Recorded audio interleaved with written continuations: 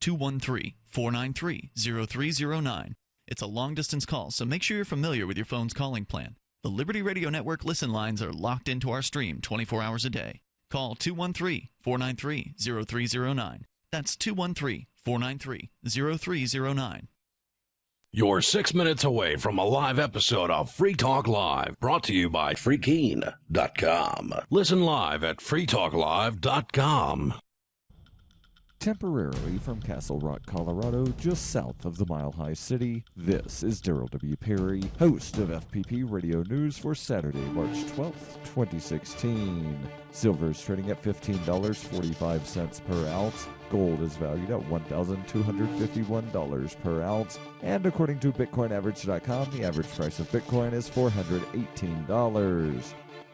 Antiwar.com reports a new report from the UN Human Rights Office is accusing the U.S.-backed government of South Sudan of a series of horrific war crimes in their ongoing civil war, saying it has created one of the most horrendous human rights situations in the world. Officials say that the South Sudanese government encouraged troops and their militia allies to loot private property and rape women as a way of getting out of paying them, with the UN saying they documented 1,300 rapes in Unity State alone over the course of 6 months. The United Nations said militias were told to do what you can and take what you can, and noted that civilians suspected of supporting the opposition were burned alive or hacked to pieces by troops, with torture and forced displacement being common. South Sudan became an independent state in 2011 and has loudly been endorsed by the U.S. ever since, with officials talking up a special relationship with the South Sudanese people. The nation quickly fell into civil war, however, and an increasingly bloody one. For nearly 40 years, Roberts & Roberts Brokerage has been a trusted source for buying and selling precious metals like gold and silver. They also take Bitcoin for precious metal purchases and have permanently removed the minimum purchase amount for all orders paid in the digital currency. Call Roberts & Roberts today for knowledgeable advice on buying and selling precious metals and a forward-thinking approach to new technologies. 800-874-9760 or visit online at rrbi.co. UPI reports the head of the Washington, D.C.-based Center on Higher Education Reform, part of the American Enterprise Institute, said the crisis rhetoric surrounding student loans is overblown, and the mounting student debt just means more people are going to college and potentially adding to the national economy. Andrew Kelly said the $1.3 trillion in unpaid student loan debt that is looming large over the country may not bring the gloom and doom some economists have predicted. He told CNBC's Power Lunch it is too soon to tell if outstanding student loans will hinder further economic recovery. Student loan borrowers have been calling for reform to the education loan system as the percentage of borrowers who are 90 days or more delinquent in payments or are in default hit 11.6%. Borrowers have called on lawmakers to make changes to the system, including lowering college costs. There have been incremental changes on a local level, but little has been done at the federal level. Many are looking to the presidential candidates to alter the course of college financing. Kelly said the number of borrowers, some 43 million people, is not the problem. Instead, the problem stems from borrowers who never finish their degree and struggle to repay their loans. Kelly said they're not the people with six-figure debts that you hear about in the front page of the New York Times. They tend to be people who have very low debts who drop out before ever earning a degree. You can support FPP Radio by joining the Fans program. Fans are friends, allies, and numerous supporters. Fans help FPP afford to produce more original content. To learn more or to join the Fans program, visit fans.fppradio.com.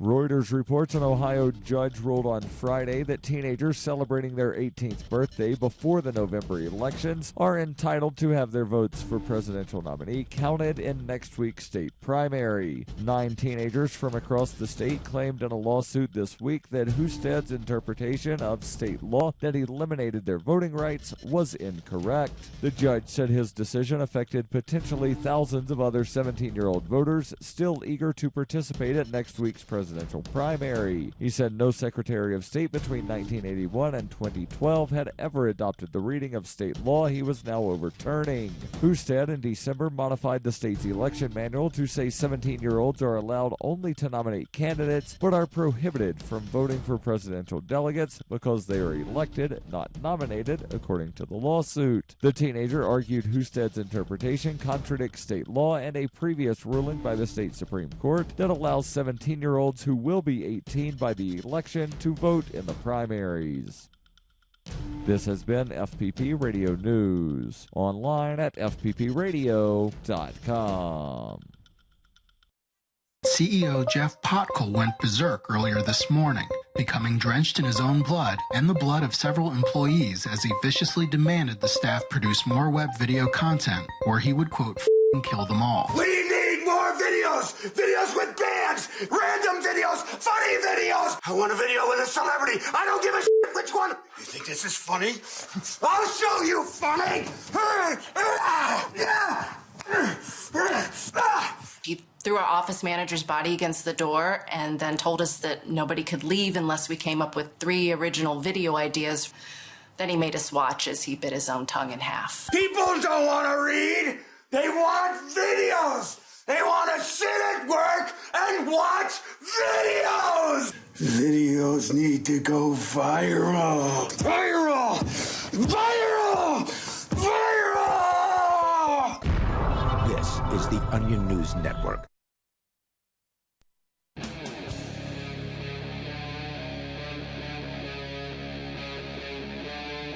Free Talk Live. It is Free Talk Live, and we are live. It's Sunday evening, just after the time change and, well, the midst of the presidential garbage that's going on. I'm going to try to give you a break from that today. I don't think that every bit of talk radio needs to be about the presidential stuff. Oh, please, it would be so boring. I wouldn't be able to stand being on this show if it were like that. It seems like all they're talking about is Donald Trump having 99 more delegates than Cruz. And see, now that's not particularly interesting. If you were going to talk about something, a numbers comparison, whoopee-doo. But if you were going to talk about something related to the election, then the whole Trump protesters, now that's kind of an interesting thing. Not interesting enough for me to actually have read anything about it, though. Well, that people were at his event protesting against him? Or that's my understanding. Yeah. Well, I mean, that's been happening all along. But this was a big one. Like, somebody called in about it last night, and we're talking about hundreds of people showing up. Sure. And possible violence or whatever. The Secret Service had to, take him away or something. I'm not sure. They sort of circled him up. Yeah. I mean, it was interesting stuff. You don't hear about that a lot. I mean, maybe there are counter-protests, but how often are they of that size? It seems not that big. It seems like Trump has really touched a nerve with some people in both a positive and a negative way. Yeah. A way that brings him supporters and a way that has brought him some very vociferous and possibly violent opposition. It's interesting. I suppose. Yeah, I think that's good enough to get you through a primary. I don't think it's good enough to get you through a general. Well, if Donald Trump is elected, will that actually destroy the United States? Could that be the final straw? Are you pulling for it?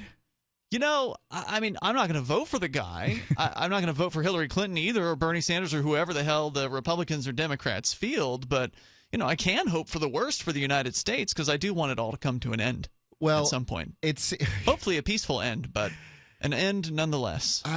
Why is that? Why do you want the United States to go away? Is this not the Enlightenment era's experiment in a republic and what that might be like and what that might bring the world? Is the United States not... Look what it has brought the world. What it has brought the world... What's so bad? Do you hate America? No, not at all. Okay. No, I love freedom. I just don't like the government in the United States. And I don't like any governments, typically. Any kind of coercive state entities, I think they all need to go away. But let's start at the top, okay? So let's get rid of the top layer of government first, which is the federal government, which has brought to the world violence, has brought to the world the military-industrial complex, has brought to the world endless wars and occupations and meddling in other people's countries, changing out different dictators, things like that. I want nothing whatsoever to do with any of that, and it seems like most Americans don't want it either because the polls, as far as Americans' opinions about Congress, for instance, aren't particularly positive. So, and we've seen other polls where but the president does reasonably well. The president is the commander in chief. One of the reasons people would claim is the president has a face. Congress doesn't have one. And I will agree with you. There certainly have been polls where Congress comes in just below Islamic terrorists and just above cockroaches. There's polls where Nickelback beat Congress, and that's pretty impressive.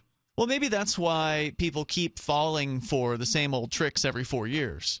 Why, here we are again with the most important election of our lifetime. They always say that. They always say it's the most important, but I've been calling it the most unusual, the most interesting. It's unusual. It is kind of interesting. It's the same story every 4 years. I saw a Facebook meme or some meme that was on Facebook where it was comparing the different presidential slogans of like Bernie Sanders and Barack Obama and these George Bush, yeah. And they all had the same ring to them. Change, believe in this or whatever. Smaller government. This is something different. Well, that's one of the things I think that people kind of get about Donald Trump is this is truly something different. Right? Like Donald Trump appears to be the same old candidate. He's not the same old candidate, not the but same I don't old think rhetoric. right. He's not the same old candidate, but I don't think he represents anything different. Just because he hasn't been a politico for his entire life, like many of these people, like Bernie Sanders, for instance, who I don't think has ever had a job that wasn't government related.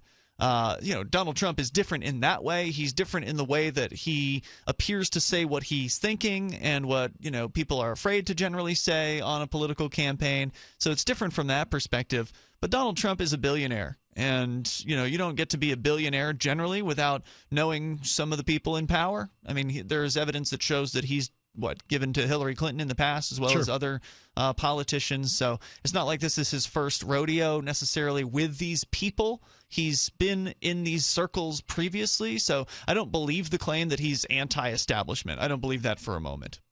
Yeah, I think that your definition of what anti-establishment is probably far more fringe than the average person's definition of what anti-establishment is.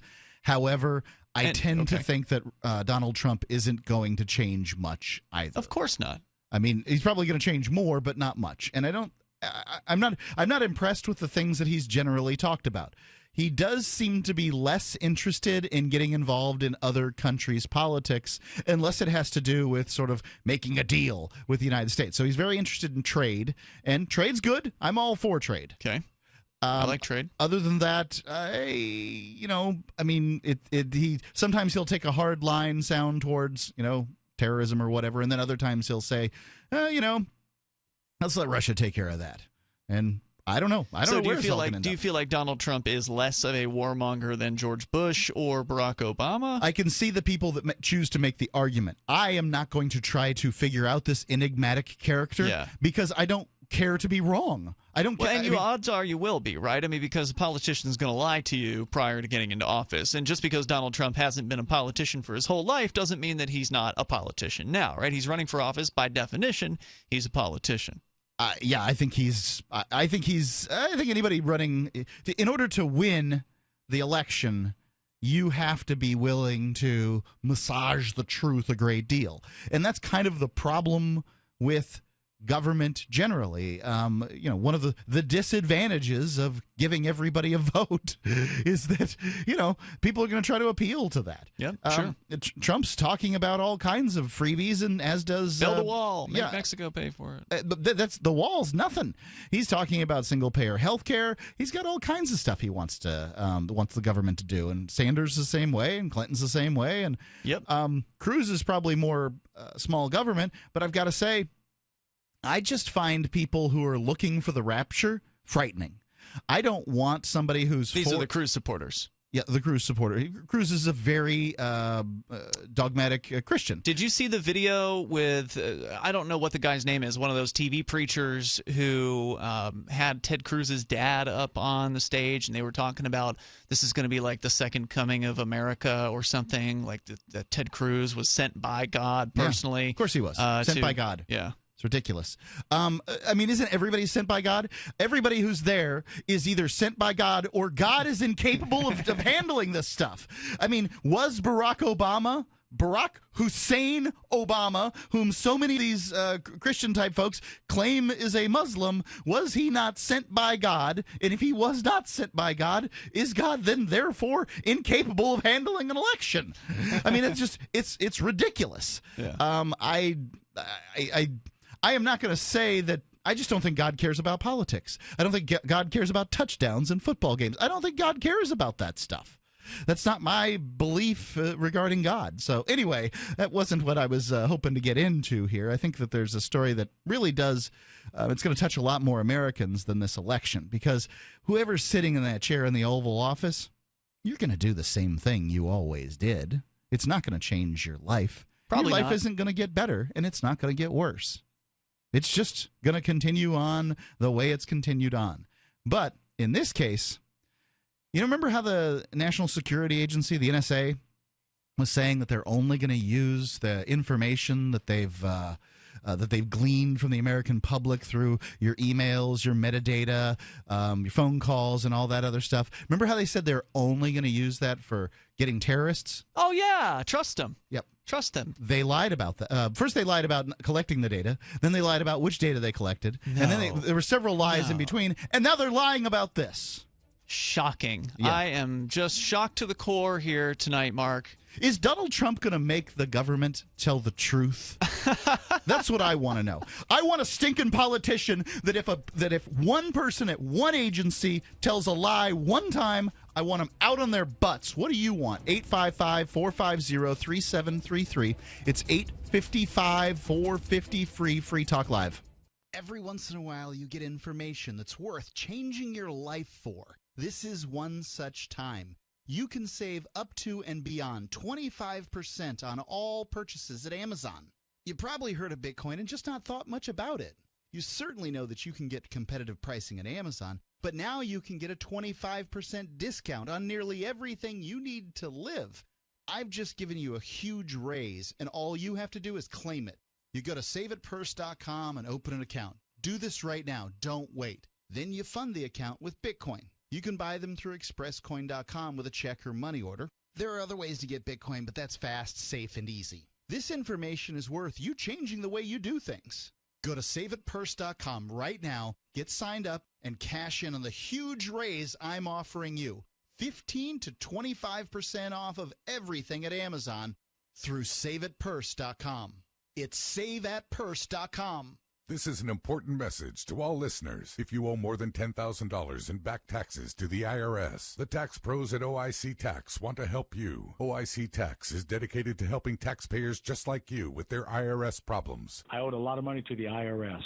I was working long hours and weekends just to make ends meet. To make matters worse, the IRS was about to garnish my wages, and I needed to file several years of back tax returns. Then I called the tax professionals at OIC Tax. They stopped the IRS from garnishing my wages. They even placed my account into the IRS's financial hardship program, so I don't have to make any payments to the IRS. That's right, no payments to the IRS while I'm in this program. Call OIC Tax today to see if you qualify for the IRS's hardship program. Call 800-272-9128. Call now and mention you heard this radio commercial and receive 10% off their already low fees. 800-272-9128. That number, 800-272-9128. Call now, 800-272-9128.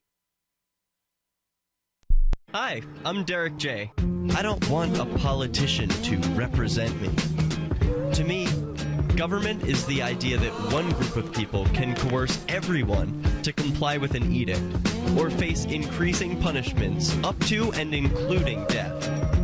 Despite perhaps the most noble of intentions, the best government services are a far cry from what could be provided for by voluntary interactions.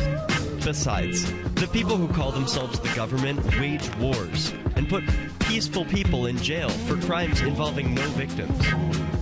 If Starbucks used some of its money to drop bombs, I wouldn't shop there. So why would I support the American empire? The empire does not require my consent. Derek J's Victimless Crime Spree. Watch it for free and order the Director's Cut DVD at victimlesscrimespree.com. That's victimlesscrimespree.com. So you've heard all 3 hours, the latest episode of Free Talk Live, and you're still hungry for liberty-oriented audio content? Did you know that we have another 24/7 audio stream at LRN.FM? The Liberty Radio Network airs the latest episodes of some of the best liberty-oriented podcasts on the internet around the clock. In addition to recorded content, you'll also hear live shows like Free Talk Live, originating from our Keene, New Hampshire studio. So listen anytime at LRN.FM. That's LRN.FM.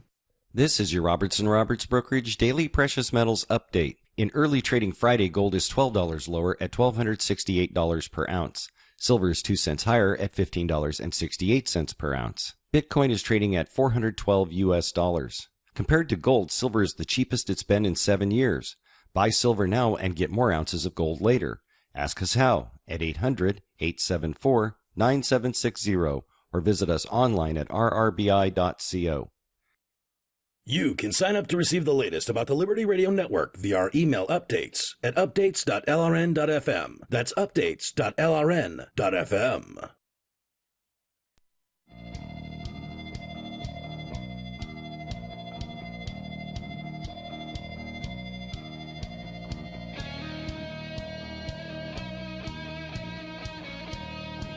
Free Talk Live's Live Sunday edition. It is Mark with you. I'm Ian. And you can give us a call, talk about anything that's on your mind. What we're talking about here is apparently the NSA is collecting data and turning it over to policing organizations for stuff that has absolutely nothing to do with terrorism. Contrary to the crap they told us before. Like Ross Ulbricht's case. The guy who was running the Silk Road, the underground drug marketplace, where we actually were at the Edward Snowden speech that happened at the Liberty Forum, and he was asked about if he thought the NSA was involved in tracking down Ross Ulbricht's secret server location, and he said yes. So this is certainly probably not a new thing. Whatever it is that you're about to reveal here, Mark, I suspect that if it's being revealed, that means it's old news. It's been going on. It's been going on for some time. Yeah. Old news. It's old news to people who have been doing it. It's new news to those of us, the plebs, those of us that pay for it and those that put up with the crap. Coming from the Washington Post by Radley Balco, who's been on the show before, actually. Surprise, the NSA data will soon routinely be used for domestic policing that has nothing to do with terrorism. A while back, we noted a report showing the sneak and peek provision of the Patriot Act that was alleged to be used only in national security and terrorism investigations has overwhelmingly been used in narcotics cases. Narcotics cases. Well, they're using the narcotics to terrorize people in the United States. Yeah. Well, once you use the term terror, it can be applied to anything. Parking tickets. You're a parking terrorist. Now, the New York Times reports the National Security Agency data will be shared with other intelligence agencies like the FBI. Didn't know they counted as an intelligence agency, but all right. Without first applying any screens for privacy. The ACLU, not an intelligence agency, of Massachusetts' blogs, Privacy SOS, explains why this is important. What does this rule change mean for you? In short, domestic law enforcement officials now have access to huge troves of American communications obtained without warrants that they can use to put people in cages. FBI agents don't need to have any national security-related reason to plug your name, email address, phone number, or other selector into the NSA's gargantuan data trove. They can simply poke around in your private information in the course of totally routine investigations. You remember when the NSA got nabbed for its employees sort of checking in on their ex-girlfriends and stuff like that? That's right. Yeah, that's going to happen too. Obviously, now every intelligence agency is going to be just checking in on you. Potential new person you might be dating. Let's run your check. So this is the Washington Post. I might have missed where this data is coming from. Is this like some kind of leak, or is this a press release? Where's this coming out of? It's a lawsuit from the ACLU. Oh, they're suing. Yeah, okay. Basically. Is that how this information was revealed in the first place? I don't. It's not entirely clear. I think they're just coming out and saying it now. That's it. We're doing that. Throw it in your face. All right. Well, we've got all this data on you that we've basically been collecting illegally, but we're going to get away with it because we're the government. and now we're just going to share it with whatever other government agencies we want to. Including local or state police. That means information the NSA collects for purposes of so-called national security will be used by police to lock up ordinary Americans for routine crimes. And we don't have to guess who's going to suffer this unconstitutional indignity most brutally. It'll be the poor. Yeah, of course. And it's always the poor. It's harder to convict rich people because they can hire attorneys. Yep. So, disenfranchised groups, that sort of thing. The same people who are always targeted by law enforcement for extra special attention. This basically, but don't think for a second, Mr. Middle and Mr. and Mrs. Middle Class, that somehow your kids are going to be, exempt. Exempt. No. I mean, because they're poor too. Compared to the rich people, they are. Just because you're able to help them stay out of the ghettos doesn't make them not poor by other standards. Right. Well, especially the young are poor. Right. And middle class, rich, poor, whatever. Young people are not going to be particularly good at hiding their illegal activities, just because they're used to posting everything on Facebook or whatever other, Instagram or the Snapchat or whatever it is they're using today. They're used to just kind of putting everything out there, and that's one of the things that some parents have had to caution their kids about. Hey, you don't want to put everything. You don't want to put your party pictures out there from when you were getting wasted at your friend's house and then go apply for a job. Yeah. Right. So young people are used to doing that, and so they're going to be easy to snatch up in these nets. If indeed the police, if this is accurate, and that the police can say, well, we want to investigate such and so, and then they just type in so and so's name into the NSA's little search tool, and then it comes up with all of whatever data and posts and things like that. This is accurate because they're admitting it. Yeah. This basically formalizes what was already happening under the radar. We've known for a couple of years now that the Drug Enforcement Administration, DEA, and the IRS were getting information from the NSA because that information was obtained without a warrant. The agencies were instructed to engage in parallel construction when explaining to courts and defense attorneys how the information had been obtained. So we know that this was happening. If you think parallel construction sounds like a bureaucratically sterilized way to say a big stinking lie, well, you wouldn't be alone. And it certainly isn't the only time that the national security apparatus has let law enforcement agencies benefit from the policies that are supposed to be reserved for terrorism investigations in order to get around the Fourth Amendment. Think about the TSA for a second. We know why the TSA was put in place. You know why the TSA was put in place. It was because, well, apparently the airlines, whatever their security apparatus didn't work, so we need to nationalize these same people that failed. We're just going to give them government give them a badge. Paychecks, and that's going to somehow fix it. Anybody who's been in the line of TSA understands what a muddled bureaucracy it is. But that doesn't change it. You know why it was put there. But what does it do? Besides stealing a bunch of bottled water that they claim are bombs and then putting it right by where everybody's collecting, they really just bust drug dealers. I mean, that's it. They bust the drug dealers. That's it. Come on, what else are they catching? The TSA, when they test themselves, doesn't even find, in some cases, between 75 and 100% of guns, knives, and bombs that they test themselves on. That's right. But they'll catch every once in a while, they'll catch somebody some weed, some coke, whatever.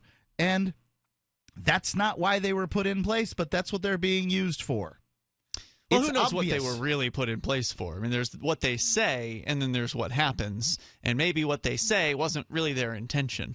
It doesn't really matter because Mr. and Mrs. America, when we get sufficiently scared, we're willing to say, oh, well, let's go ahead and do that. It's for our safety. Right. And that's what this is about, too.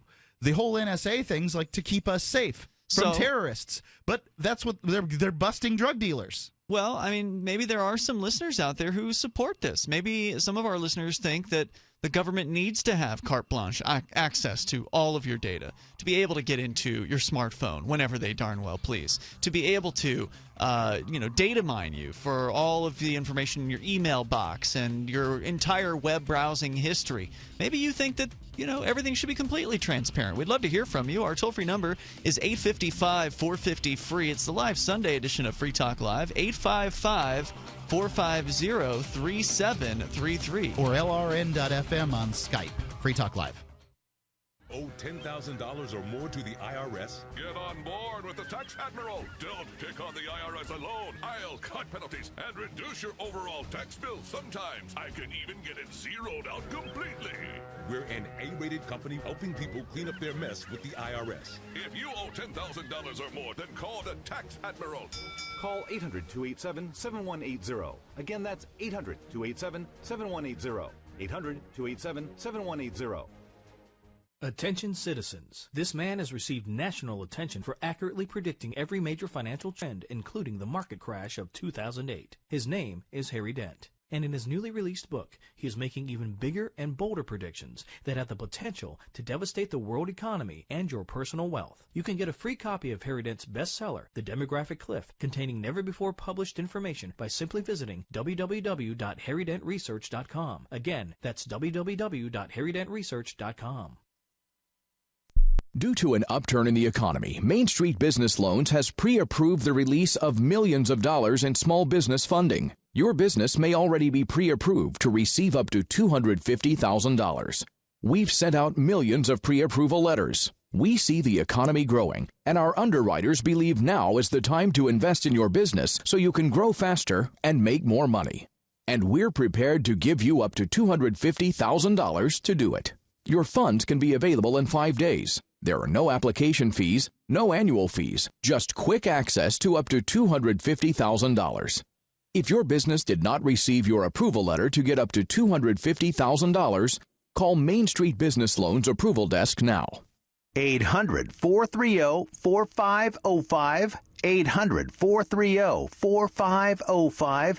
800-430-4505. That's 800-430-4505. CopBlock has quickly become the top police accountability group in the United States, and maybe even the world. With chapters across the globe, there's probably a group near you that you can join. If not, you can start your own. Besides joining a local CopBlock group, you can also give just $1 a month to the CopBlock network. Your contribution helps support the efforts of those who make CopBlock possible. So please join the CopBlock network now at copblock.lrn.fm. That's copblock.lrn.fm.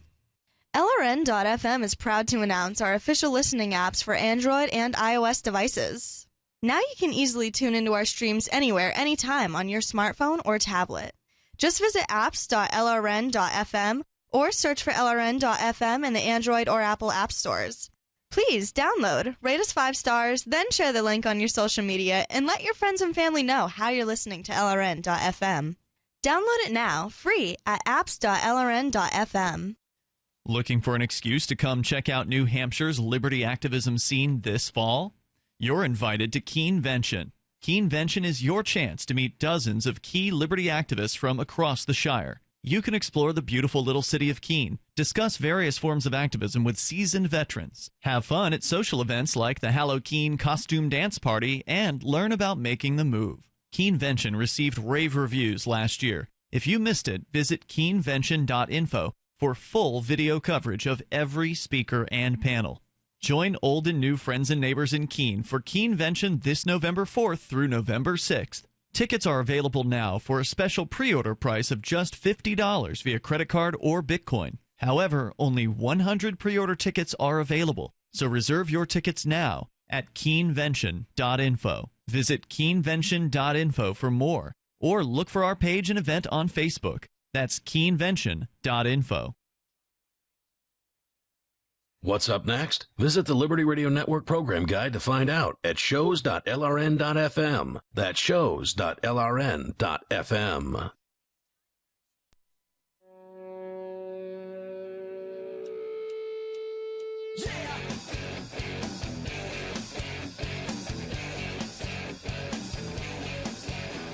Free Talk Live's live Sunday edition. It's Mark with you. And I'm Ian. You can give us a call, talk about this NSA thing that we've been discussing here. Apparently, they're not just relegating themselves to terrorists. They're doing things like I don't know, turning over information on drug dealers to local police. It's a little disturbing.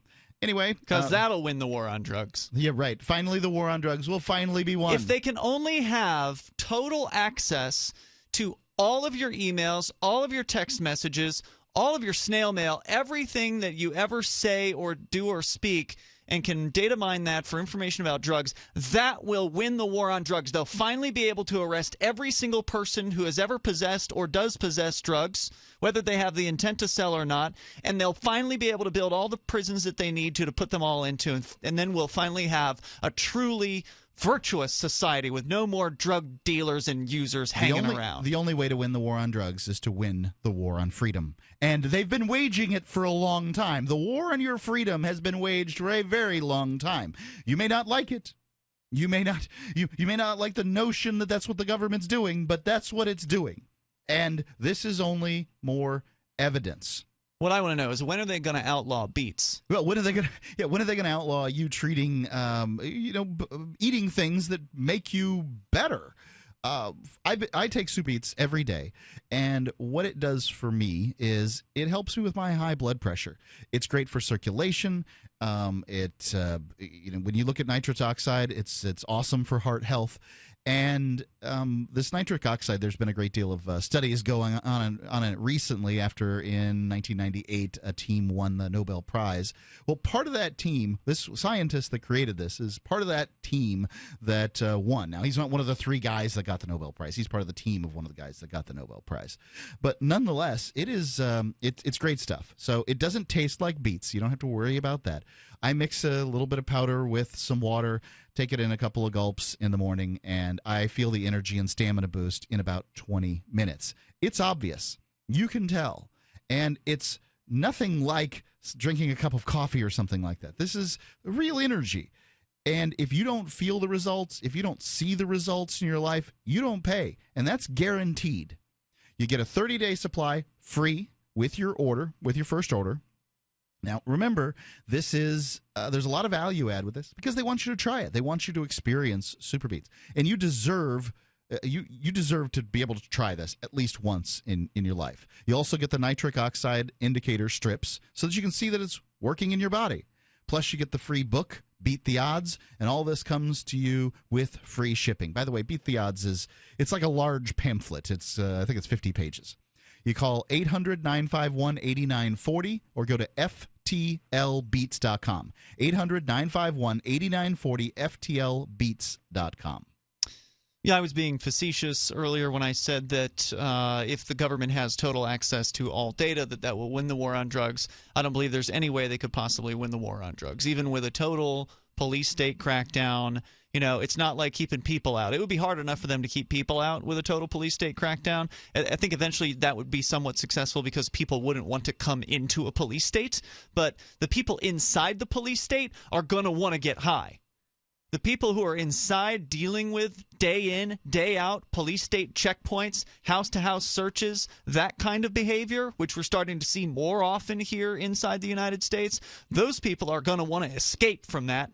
And so they are going to continue to demand drugs. And as long as there's a demand for drugs, there will be a supply. Someone will enter the marketplace, and they will take the risk that's necessary. If the government increases the risk, then more dangerous people will get into the marketplace and take the risk if necessary. So for instance, some people believe in this punitive idea of law enforcement. Well, we just need stronger penalties. We need the death penalty for those drug dealers. There are people who believe that.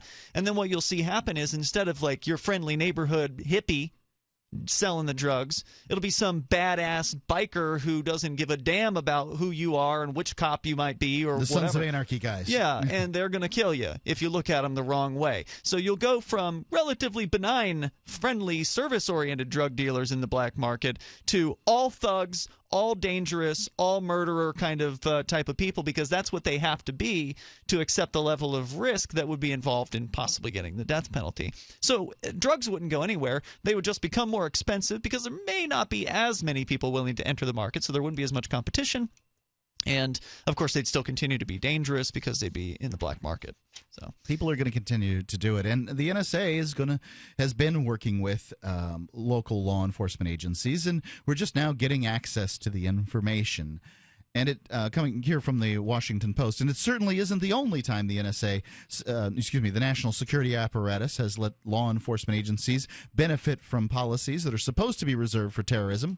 Investigations in order to get around the Fourth Amendment then instructed those law enforcement agencies to misdirect, fudge, and outright lie about how they obtained incriminating information. They certainly didn't answer the questions during the Ross Ulbricht trial. They didn't even call the right people to the stand to where those questions could have been asked. So we really don't even know how they found Ross Ulbricht's secret server. No, we don't know that information. That was running the Silk Road. That was never revealed. The whole Stingray debacle. This is the cell phone tower fakers, basically. Yep. The box that will act like it's a cell phone tower to intercept your transmissions. Right, and that's how they found that information. But they wouldn't tell you that. The lies tried to cover it up, and then as people investigative journalists, dig in and find out the information, and pretty soon their lies come unraveled, and then they have to make it policy. Yeah, they have to make it policy. Then they just outright tell you that's how it is. So legalize it after the fact. This isn't a few rogue agents. The lying has been a matter of policy. And here he gives a link. And now we're learning the feds had these agreements with police agencies all over the country affecting thousands of cases. On one hand, I guess it's better, this is Radley Balco referring to himself in the first person, it's better that this new data sharing policy is acknowledged in the open instead of carried out surreptitiously. On the other hand, there's something even more ominous about the fact that they no longer feel as though they need to hide it. Yeah, I totally agree. I mean, the police state is on display here. You've got this aspect, this sort of information intrusion aspect. Which one of the candidates is going to solve this police state problem? Darrell W. Perry. Darrell W. Perry, who's running for the Libertarian nomination of the Libertarian Party. Unfortunately, there was bad news out of the Colorado convention. Well, we'll find out what that is. Maybe we can get him on to discuss what that bad news is here shortly. But I want to know which candidate is it? Because this is what I'm worried about. Well, I'm not worried about health care. I'm not worried about frankly, I don't think the government can get me a job. I'm not worried about these things. I think the government should get out of those things, and then those things will flourish. What I'm concerned with is policing. It's one of the sort of mainstays of government, policing. And they have gotten just rapacious in the way that they go about gathering information about all of us. So you're going to run for sheriff? How's that going to stop it? Can a convicted felon run for sheriff? Yeah, sure. In all likelihood, that'd be fun. What would be the point, though? Is sheriff of Cheshire County going to do anything about the collection of data? On the level of the NSA? No, absolutely not. You could probably stop helping the feds, though. Like if the feds wanted your assistance with some sort of bust in what if the county? Police want to do it? They'll just go around you. They'll just work. It's just like water around a rock in a stream. Yeah. They'll just go around. It doesn't make a difference in that case. You as a citizen have no control over this. It's supposed to be a democracy. They tell you in civics class that you are the government. Right. Voting for someone is not going to change this. If you're the government, do something about it. Because I guess I'm the government and I don't know what to do. Here's what I would propose. Secede. Secede right now. Secede personally from the state. Secede from the union, from the federal government. Let's start a secession movement that is serious and it gets attention. I'm fine. Get out of this crap. Because it ain't going anywhere. It's not. The federal government ain't going to get smaller. Even if Rand Paul were elected, or Ron Paul, the government's here to stay until it dies, and hopefully it will burn out sooner rather than later. 855-450-FREE. Join us here on the live Sunday edition of Free Talk Live, 855-450-3733. Imagine your life 5 years from now. Are you on the path you want to be on? It's time to take control of your future by getting a world-class education from one of the nation's top universities. Arizona State University is now offering over 100 top-tier degree programs 100% online. It's the exact same degree our on-campus students receive, but you can learn from anywhere in the country on your own schedule. For information, call 1-800-939-9426. Learn from ASU's world-renowned faculty and use ASU's global recognition to improve your visibility, professional network, and gain real-world experience you can start using today. The Wall Street Journal ranked ASU 5th in the nation for producing the best qualified graduates. Now discover how ASU Online can stand out on your resume and help separate you from the competition. We're ready to help you learn to thrive in your life, in your career, and beyond. To learn more about ASU Online degrees, call 1-800-939-9426. That's 1-800-939-9426. It's about time something new came along for better selling and buying online. And I found it. What now, Marge? It's buysellmakeoffer.com. Never heard of it. It's a brand new company. That's why you've never heard of it. It's the newest and best way to sell any products online. I did all the research. Sell my car? Yes. Our home? Yep. My golf bag? Your golf clubs. All of them. How about your purse collection hoard? Hey, now. You said any product. Right. I did. We get 30 days free. Really? Packages starting from only $7.95. And buysellmakeoffer.com will never charge item fees, ever. Never. And this is cool. Listen to this. You can even use Skype or video to show your items. That's cool. Yes. All we have to do is go to the website, sign up, and then load our stuff to sell. I love this site. Buysellmakeoffer.com. Buysellmakeoffer.com. You got it? Buysellmakeoffer.com. Buysellmakeoffer.com. Better selling, better buying. I'm Ian Freeman, host of Free Talk Live. We've been covering Uber for years on the radio with their ongoing legal cases across the globe defending your right to give people rides without asking government permission. I wanted to support Uber more directly, so I signed up to be a driver. It's fun to meet new people and help Uber push forward innovation. As of this recording, Uber is active in 67 countries, so there's a good chance they're available in your area. If you'd like to drive for Uber and make some money helping people get where they want to go, sign up at drive.freetalklive.com, and you'll get a $100 bonus after you complete a certain number of trips. With Uber, you can drive anytime you want. You set your schedule. To get started, you need a good driving record, 4-door vehicle, insurance, registration, and to pass a background check. It costs nothing to sign up, so visit drive.freetalklive.com. That's drive.freetalklive.com. And if you just want to try Uber as a rider, visit ride.freetalklive.com. Your first ride's free. DVD, books, music, instruments, periodicals, computers, software, electronics, photo, cell phones, office products, home and garden, bed and bath, furniture, kitchen, pet supplies, automotive, hardware, apparel, shoes, jewelry, grocery, healthcare, sports and outdoors, toys, games, used, and more. It's a department store at your fingertips. Shop.freetalklive.com. Get all your shopping done, get a great deal, and a portion of your purchase goes to benefit Free Talk Live when you enter Amazon via shop.freetalklive.com. Radio is the most personal of mediums. I exist right now in your head. If you listen to Free Talk Live regularly, you know me. Free Talk Live is on more than 160 radio stations around the U.S. and has been downloaded on every continent around the world. Hundreds of thousands of listeners with ad packages from $600 a month to $6,000 a month. Imagine what we can do for your business, project, website, or idea. Email me, mark@freetalklive.com. If you enjoy LRN.FM, please contribute to your favorite shows via their websites and become an amplifier at amp.lrn.fm. That's amp.lrn.fm.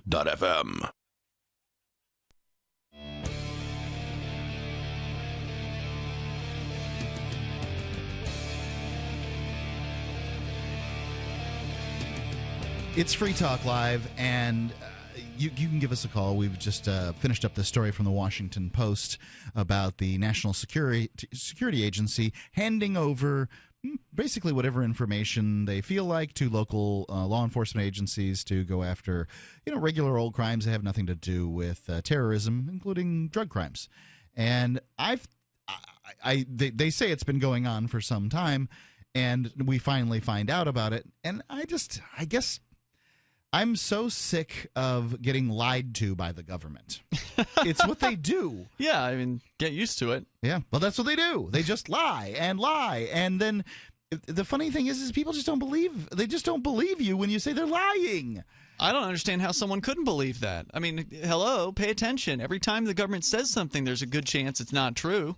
And we also found out in the last segment, Ian, you sort of alluded to something upsetting, bad happening with Darrell W. Perry's campaign. Well, he's sometime most of the week he's on in the second chair here on Free Talk Live. He's also running for the nomination of the Libertarian Party for president. Yeah, I wouldn't say it's going to end his campaign or anything like that, but when he told it to me today, I was pretty disappointed because he just got back from the Colorado convention. He's joining us now on our third mic, the Colorado Libertarian Convention. So he's been going regularly to these state party conventions and speaking and being a part of debates and things like that. And had been doing pretty well. Like there have been some straw polls, and like you'd been finishing in the top 5, and in some of these debates. And I had a lot of hope for Colorado because they were the ones, if you recall, Mark, who announced in advance that they were going to be excluding one of these presidential candidates from their debate. There's this guy who runs a website named Austin Peterson, who is overtly rejecting the principles of liberty. He rejects the non-aggression principle, the idea that it's not okay to use initiatory force against peaceful people for your political goals. And he political or social? Or social. And he rejects that openly. And so the Colorado board of directors of the Libertarian Party basically said they put out a notice saying we are not going to have this person on our stage because he rejects this principle. Well, apparently they went back on that. Well, the official statement was, we will not be inviting him and we will not be providing him details of the convention. Okay. And the thing was never, he will be prevented from coming in if he buys a ticket. It was, we are not giving him the information. But it made it sound like they weren't going to allow him on stage. It certainly sounded that way. And we read the statement on the air, and that sounded pretty clear to me that he was not invited, not to the convention, but to be on stage as a presidential candidate. Right. And that's how a lot of people interpreted it. It seems like a reasonable interpretation. If I go to a debate where people are debating to be president, even though I have declared that I am running for president, I wouldn't reasonably expect to be allowed on stage. By the way, if you vote for me, I'll give you twice what Bernie Sanders will give you. But will you give people 2 ponies? If they want ponies, if that's what it takes, as long as they're government-issued ponies, you could just give away anything that the government that's paid for with tax money. So going back to the Colorado thing, after it came public, and it's still not known how that statement came public, the statement that Austin Peterson will not be invited. But once that came public... They sent out some sort of notice. There's a press No, release. they only released that after Austin Peterson posted something saying, I'm prevented from showing up, and there were people urging him to file a lawsuit against the state board. Just to clarify, I just want to recap. This is from the very end of their statement. They go through their reasons why they're going to make this statement, and then they say, no formal resolution was made other than a decision that it was inappropriate for the state party to invite a candidate who's openly repudiated and ridiculed the party's foundational and absolutely essential statement of principles that are held as the highest standard in our voluntary governing documents. Additionally, it was decided the board members acting in their official capacities would not contact or respond to the Peterson campaign on this issue. There were no objections to this decision. So it sounds to me, that sounds pretty clear. This person's not going to be participating as a candidate. Right. And again, they only put that statement out after Peterson somehow got notified that he wasn't invited, and he made a big stink about it. And then several candidates that were not confirmed for the event 1 week prior to the event taking place all of a sudden jumped in. So the debate went from 6 candidates to 9, and then they said, all right, so we're going to do this 2-tiered debate thing. Oh, yeah, the kids' table. No, it wasn't a kids' table. It was, they had everybody up on stage, and they gave everybody 90 seconds to make an opening statement, and then they asked each person 4 questions, and everybody got completely different questions. Okay. So not an actual debate. Not an actual debate, and you had 30 seconds to answer the question. One of the problems with having a libertarian debate is that if things go well, everybody's saying the same thing. Well, I think we shouldn't do that, and we shouldn't get involved, and that's not the role of government, and it doesn't sound constitutional to me. That's how they used to be.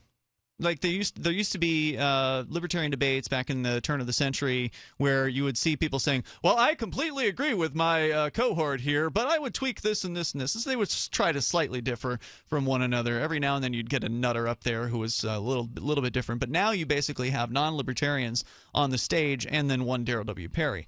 But they ended up letting this character in, Austin Peterson. They let him in, and then the guy advocating for something called birth loop economics where you force the banks to give everybody a loan and something, and somehow you pay off the national debt and everybody becomes a millionaire. But it's not socialism, he says. And so Austin Peterson and the Birth Loop economic guys were 2 of the 5 that made it through after the first round. So they did a straw poll. So the nut poll. job beat you out in the straw poll. Yes. And I don't know what the full results of that are. So basically, Daryl, who's the most principled libertarian in the race, went to this convention thinking Austin Peterson wasn't going to be on stage. They ended up reneging on their statement, brought him up on stage, and then further, the unlibertarian people in the audience voted more so for some nutcase talking about birth loop, whatever. What was it? Birth loop economics. And one thing that made the straw poll really interesting, in my opinion, is there were 5 people to go through to the second part of the debate, but they only allowed people to vote for one person. So if people were asked, which 5 candidates do you want to see go to the second round? So it wasn't approval voting, it was pick It your wasn't favorite. approval, and it wasn't cumulative. That's too bad. Yeah, so it was vote for one. So they really failed. I mean, they failed on the debate format. They failed on the voting format. I mean, come on. Libertarians should know about alternative voting theories, right? These other options like approval voting. Let's just. There was actually a booth at the convention advocating approval voting. All right, so explain briefly. I know you're beat. You just got back from a long plane ride. So, yeah, and I didn't really sleep much this morning because of delayed flights, and I woke up mid-REM sleep cycle on the flight into Manchester. So what is approval voting for listeners who don't know? Approval voting, let's suppose that we were having a vote on who's your favorite FTL host. And you got to vote for, the people that are on more than one night a week. So it would be Mark, Ian, and Daryl. Okay. Who's your favorite? Under regular voting, what they call the plurality system, you would get to vote for one person. Under approval, you could vote for as many as you like. So you could say, I like all 3, you could vote one for each. Or you could say, I only like Ian and Daryl, so then you could vote for those 2. Right. And a vote for everybody is essentially a vote for nobody. So it has the same effect of casting a blank ballot. But it's nice for people. People get to vote. They get to mark something on a piece of paper, and that's what people want to do. And it's important because it allows people to vote for who they really want to vote for. It destroys the wasted vote syndrome because the typical excuse you're going to hear a lot when the libertarians finally pick their candidate and start promoting whoever it is, you'll hear people say, well, I don't want to vote for that person because I need to vote for Trump or Hillary to prevent Trump or Hillary from getting into office. But with approval voting, they could vote for Trump or Hillary and Daryl W. Perry or whoever else it is that they actually agree with, which when the results are shown gives a better indication of what people actually want and what they like rather than just this one choice. And unfortunately, there was... Well, not unfortunately, there was legislation. What happened to the legislation was unfortunate, where here in New Hampshire, there was a bill that would have instituted approval voting. Statewide.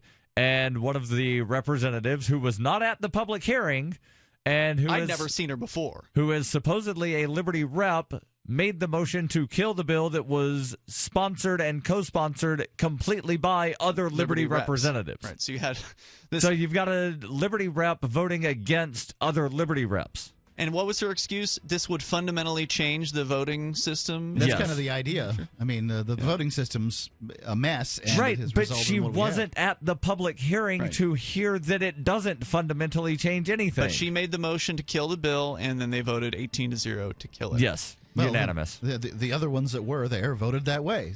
Your thoughts, 855-450-3733. It's 855-450-FREE. Thanks, Free Talk Live.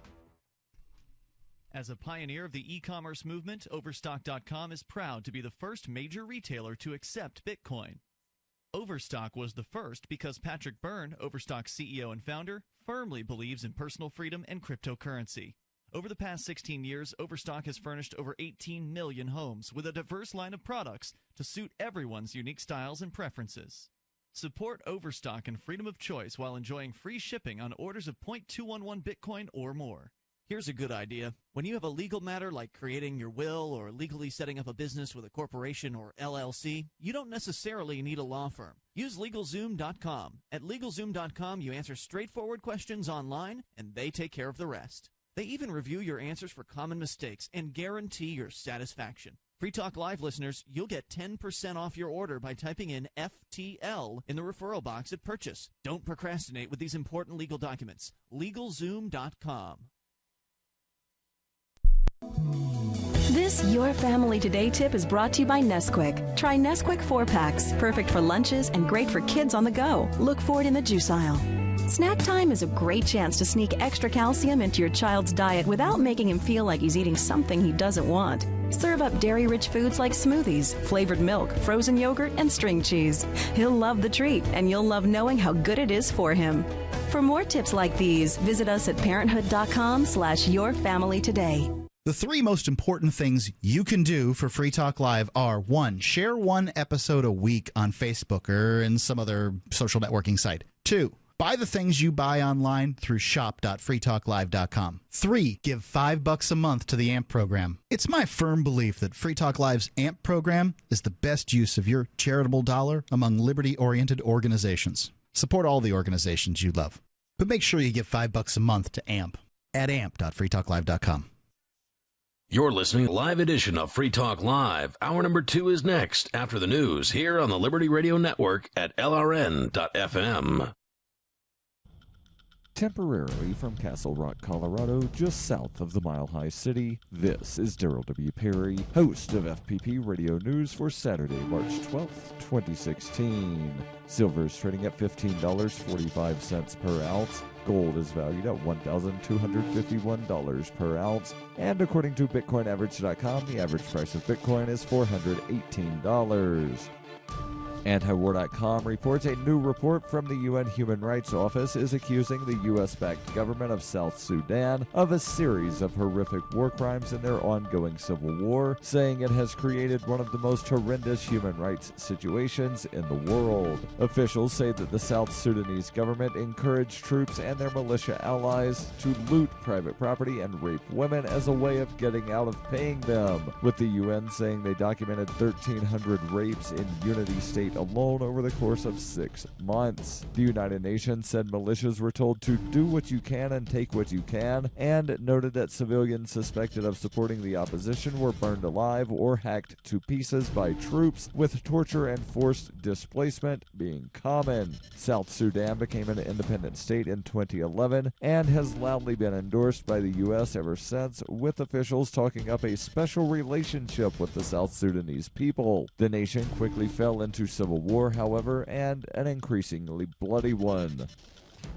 For nearly 40 years, Roberts & Roberts Brokerage has been a trusted source for buying and selling precious metals like gold and silver. They also take Bitcoin for precious metal purchases and have permanently removed the minimum purchase amount for all orders paid in the digital currency. Call Roberts & Roberts today for knowledgeable advice on buying and selling precious metals and a forward-thinking approach to new technologies. 800-874-9760 or visit online at rrbi.co.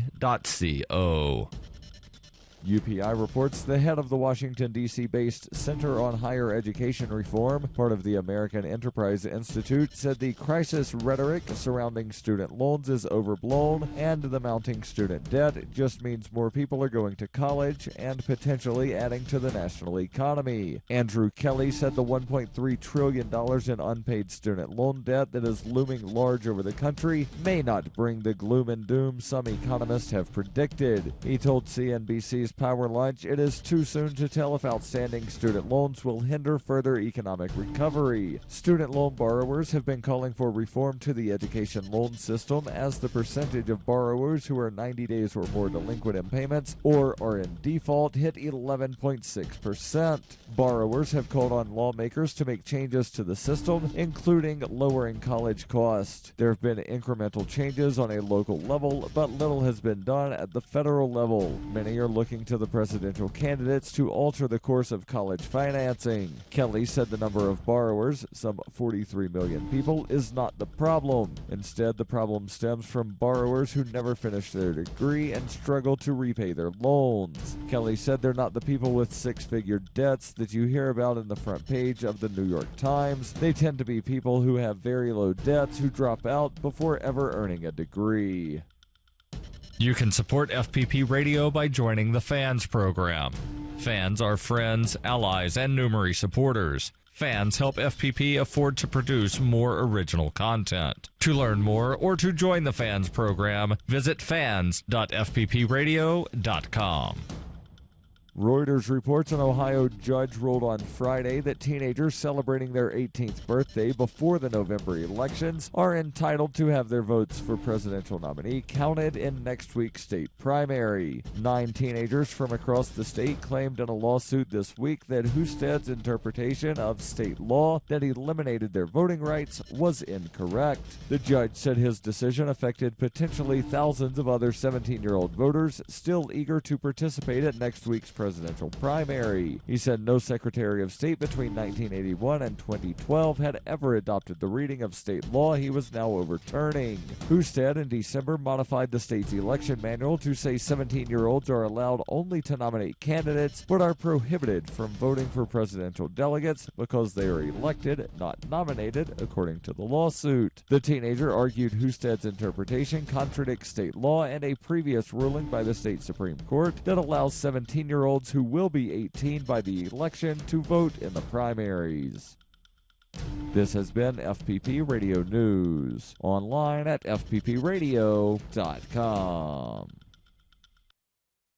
Bruce Springsteen completed his new sci-fi concept album Red Dust, which explores the lives of struggling 23rd century carbonite miners on Mars. The 14 tracks on the album address a range of everyday trials and tragedies faced by blue-collar Martian men, simply trying to put food on the table for their embryonically harvested juvenile clones while living under the hypocrisies of a corrupt planetary federation. In business, top financial experts have indicated that any hope of recovery for the struggling U.S. economy rests solely on Spokane, Washington resident Bill Laughlin, who is currently browsing the power tools section at Sears. At 10:10 this morning, Laughlin investigated a scroll saw which sent stocks soaring nearly 300 points. 15 minutes later, with Laughlin straying away to try on sunglasses, Congress called an emergency joint session to offer Sears tax breaks in exchange for sending an experienced salesman over to help. In other news, a local man pushes the 4 millionth button of his life, and an area teenager is smoking like he's been to f***ing war or something. This is the Onion News Network.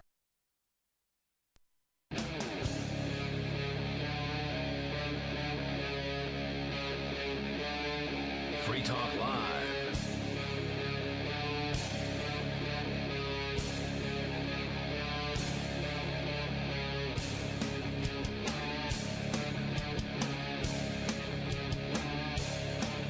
Free Talk Live. You know, it's the live Sunday edition here, and frankly, you can call in and talk about whatever you want, but in the last hour, what we were talking about is the NSA spying on folks and then turning over that information to local law enforcement agencies when it has nothing to do with terrorism. It's Mark with you, by the way. And I'm Ian. And apparently, the FBI has some little trick up their sleeve, too, to put malware on your computer. Yeah. Should it be legal for the federal government or any government agency to actually hack you in order to gain information about you so they can bring you up on charges? That sounds like a violation of the Fourth Amendment to me. Sure does, doesn't it? Yeah. Well, apparently that's exactly what they did. Let's read the Fourth Amendment real quick for folks that might not be familiar with it. But it's the right to be secure in your person. I'm sorry, I'm trying to go from memory here as I'm pulling the one I've got in my hand. The right of the people to be secure in their persons, houses, paper, and effects against unreasonable searches and seizures. That's always the clincher, the unreasonable. It's perfectly reasonable. And reasonable changes with the times. Shall not be violated, and no warrant shall issue but upon probable cause supported by oath or affirmation, and particularly describing the place to be searched and the persons or things to be seized. So, you know, that's where the probable cause thing comes in. Well, some would say that it is perfectly reasonable, Mark, to use whatever procedure is necessary to violate as much privacy as necessary to catch child pornographers. You know, and I tend to feel similarly. I don't like those child pornographers, and I understand but I do know why they go after the child pornographers first. The reason they go after the child pornographers first is because nobody has sympathy for somebody who's accused of child pornography. Not convicted, mind you, accused. Right? In the court of public opinion, all you have to do is be accused of something sufficiently heinous for that to be it for you. Mm-hmm. And then once they get the ability to go after those people that do those bad things, then, well, it's fine after that. Then you can do whatever you want. Sure, they created the precedent that, well, the courts allowed us to use these hacking tools on the child porn people, so why shouldn't we be able to hack against drug dealers and hack against political opponents and hack against, you fill in the blank. And another corporations. Thing about child porn, I've wondered to myself, how easy is it to find child porn on the internet? Now, I have been offered every form of, porn out there, right? Like they offer you Asian, teen, whatever. Isn't it Rule 34 that whatever you can think of, there's probably porn of There's it? porn of it, right? There's cartoons as porn. Yeah. I've been offered everything out there in the area of porn. But I've never been offered child porn. Well, the internet generally doesn't offer you things, Mark. You have to go looking for what you're looking for. Well, there's advertisements out there, and that's what advertisement is. Right. Advertisement's an offer. Well, I have never seen advertisement for child porn. Of course not. It's an underground marketplace. So You don't see advertisements generally, unless you're in Colorado or Washington, for marijuana online either. What I want to know is how easy is it to procure this sort of thing? And I don't know the answer to that, but I'm scared. You probably don't want to go try to find out. As a reporter, as a news person, as a journalist, I'm not sure what term to use for me because I'm really a talk show host. Didn't they bust the singer of The Who for that? Yes, they did. And he was able to use the excuse that he was looking, and I think he was. That actually worked? Yeah, I think he was looking just to see what it was like to try to find this stuff. I want to know the answer to that question. I want to know how easy it is, because if it's super easy, then... well, that's scary. That's the scary thing about the internet. If it's hard, on the other hand, then, well, I guess they're doing their job keeping it away from people. So the story comes from Vice.com, and it's been developing for more than a year. I've seen it in the headlines. We just haven't talked about it yet. And that is the FBI putting a hack program into a website. They actually, and I don't know if they get into the details here. I think they might.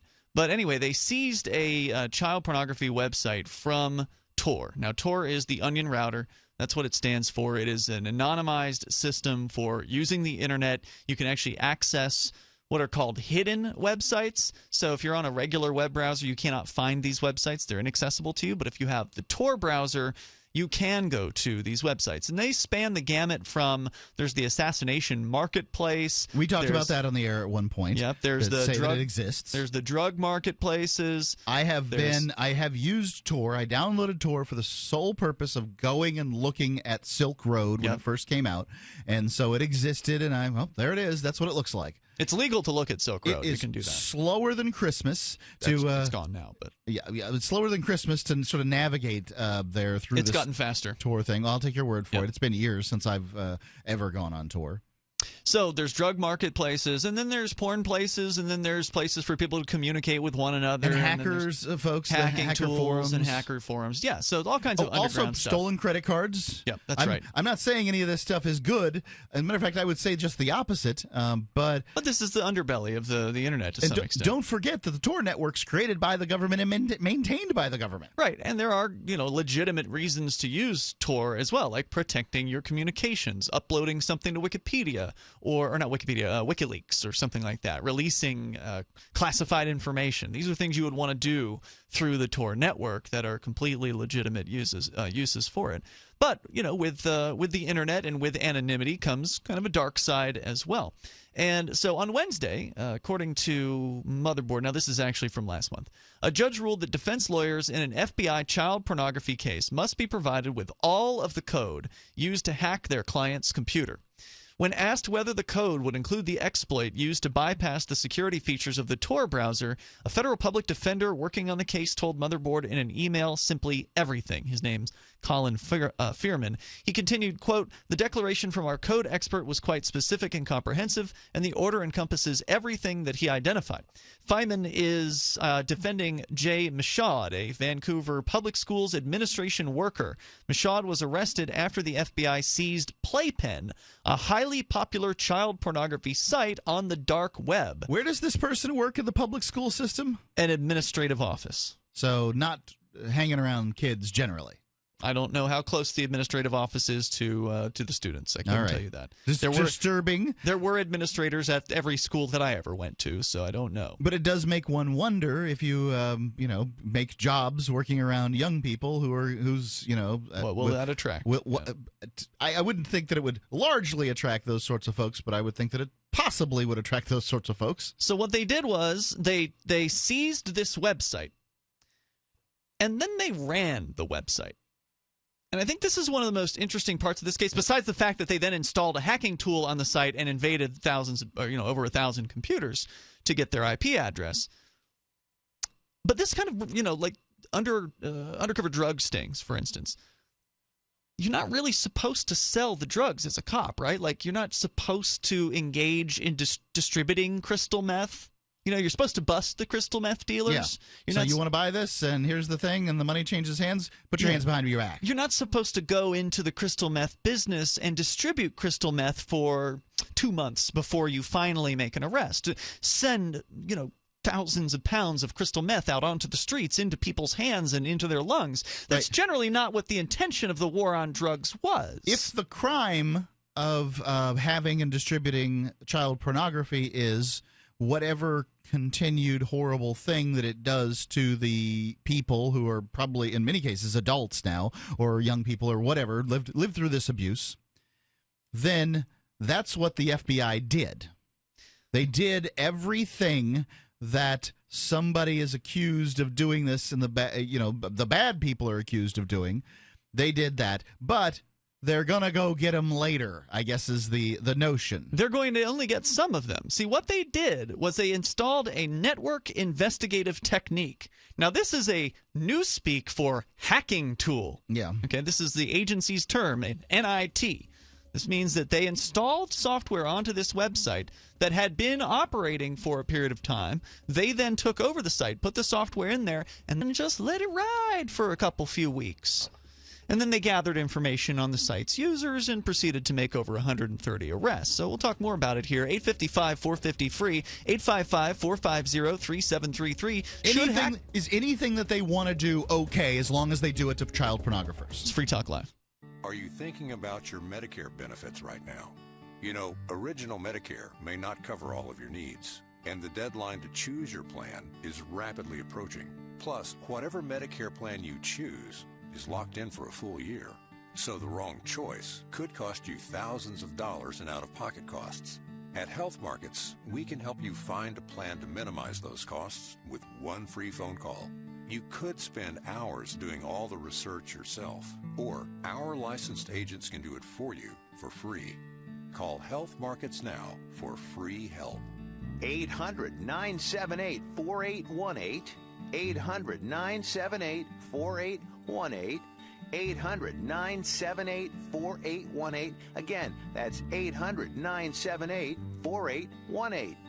Health Markets Insurance Agency is a DBA of InSphere Insurance Solutions, licensed in all 50 states and D.C. Service and product availability varies by state. Agents may be compensated based on your enrollment. Have you checked your Google search results lately? Search results are usually the first impression that people form of you or your business, so make sure that they create a positive impression with ReputationDefender.com. What the internet says about you can have a big impact on your life and your livelihood, even if it's not true. Fortunately, you can now control how you look online and in online search results with ReputationDefender.com. Call 800-831-0771 now. That's 800-831-0771 for your free reputation analysis. If you have negative material from an ex-employee, upset patient, or former client, newspaper article, legal issue, social media, or other source showing up in your search results, you can combat it with ReputationDefender.com. Our dedicated experts in patented technology can help make your online search results look their best. Call 800-831-0771 to learn more. 800-831-0771. That's 800-831-0771. Or visit ReputationDefender.com.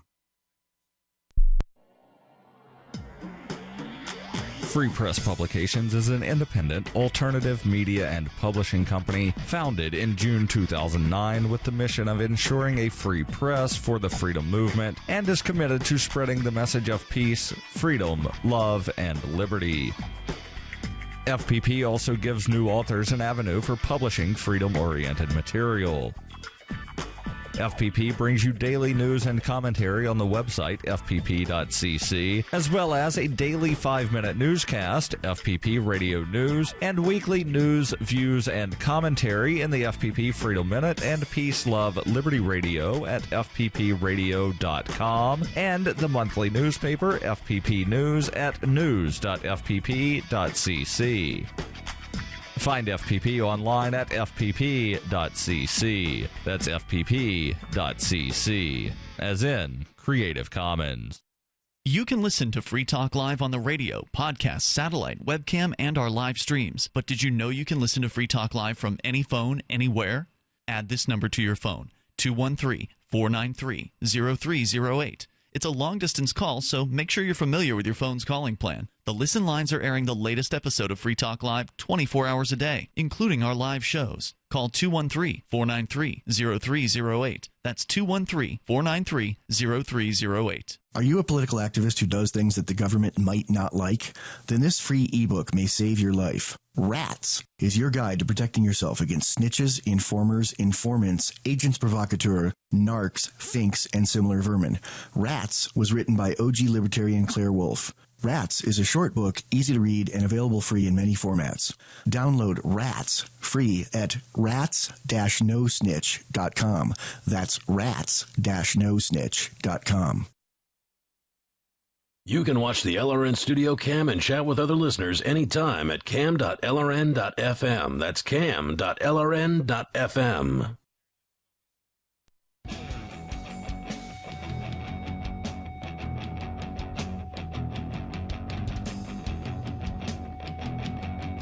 Free Talk Live. The number is 855-450-3733. You may want to call in if you have some thoughts on when it's okay for the government to hack computers. Not only that, but is it okay for the government to distribute child pornography for the purpose of arresting people for child pornography? Because when it comes to child pornographers, I have little room in my soul for them and sympathy regarding them. However, I do know how the government operates, and the government finds the weakest individuals. It picks off the weak and the lame, as it were, as like a predator, and then once it can take them down, then it has all the precedent it needs to take everyone down, because everything's a crime. Well, all of you listening to me, you are criminals as far as the government is concerned. They just haven't been caught yet. Yeah, they just haven't nabbed you yet. Well, just remember, I don't know, was it a decade ago now that they busted the porn producer's name? His porn name is Max Hardcore. I don't remember what his real name is. Maybe he's actually changed it to that. But they arrested him because he made extreme porn, and they called it obscenity. This was actually toward the end of the Bush administration. Yeah. They called it obscenity. He made porn that, I mean, can't even really say on the radio what it involved, but awful stuff. Bodily functions. Let's just say that, extracurricular functions, and he made some pretty gross stuff. And they went after him for it. And because he was like on the very small end of this niche, porn is certainly no niche, but he was in a niche end of pornography, the other pornographers didn't really stand up for him. They, he's one of those weird guys, and we don't really work with him. So if you just want to go after him, that's fine with us. Well, that's just it. They picked off the extraneous characters, and that means it's going to be easier for them to go after the more mainstream folks. In the case of what we're discussing here tonight, Mark, and our toll-free number is 855-450-FREE if you want to join us, 855-450-3733. Any ideas how people might protect themselves online? Well, one way you can protect yourself, and this doesn't protect you from doing stupid things, but it will protect to some extent your data from being spied upon by, let's say, your internet service provider. The ProXPN is a virtual private network. Go to proxpn.com. They have OpenVPN. It encrypts your data right from your computer or mobile device. OpenVPN is the gold standard of network encryption. They've got apps for Windows, Mac, iOS, Android, and there's Linux support as well. Plus, ProXPN does not keep logs of your activities whatsoever. And if you're a Windows user, you can ask ProXPN about changing your DNS settings for even greater anonymity. They accept credit card and Bitcoin. If you use code FTL50, you'll get 50% off the regular monthly price for the lifetime of an annual account. It can be cheaper per month than a good cup of coffee. So use the internet the way it was meant to be used. Go to proxpn.com right now and use code FTL50 to take back the privacy that is your right. ProXPN is a great step towards being more private on the internet. And again, the code is FTL50 at proxpn.com. So before you go in, yes, let's jump to the phones here. We got John calling in from Carson City, Nevada, I believe, on Skype. Let's see how he sounds. So Skype users often sound better. Yes, John, you're on Free Talk Live. Hi, guys. Hey, John. You're talking about electronic privacy, and I was struck by some comments by Obama the other day. Okay. Where he's starting to get the ideas that are implicit in crypto anarchy, that that encryption makes government much more difficult. But he was being really cutesy and dishonest in what he was saying to the American people. He's saying, look, we really need backdoors into your He's a backdoor privacy. man, is he? Yeah, he is. Yeah. Well, we really need backdoors into your privacy because none of us want terrorism and none of us want child pornography out there. So the government needs backdoors that they can use judiciously to go after these terrible people. But what Obama knows very well is that strong encryption is out there, it's freely available, and there's nothing government can do to stop terrorists and child pornographers from using it. That's true. Now, if they're going to put backdoors into your phone and into your computer and into your bank account, that's not going to prevent terrorists and child pornographers from using it. All it's going to do is make your life transparent to the federal government.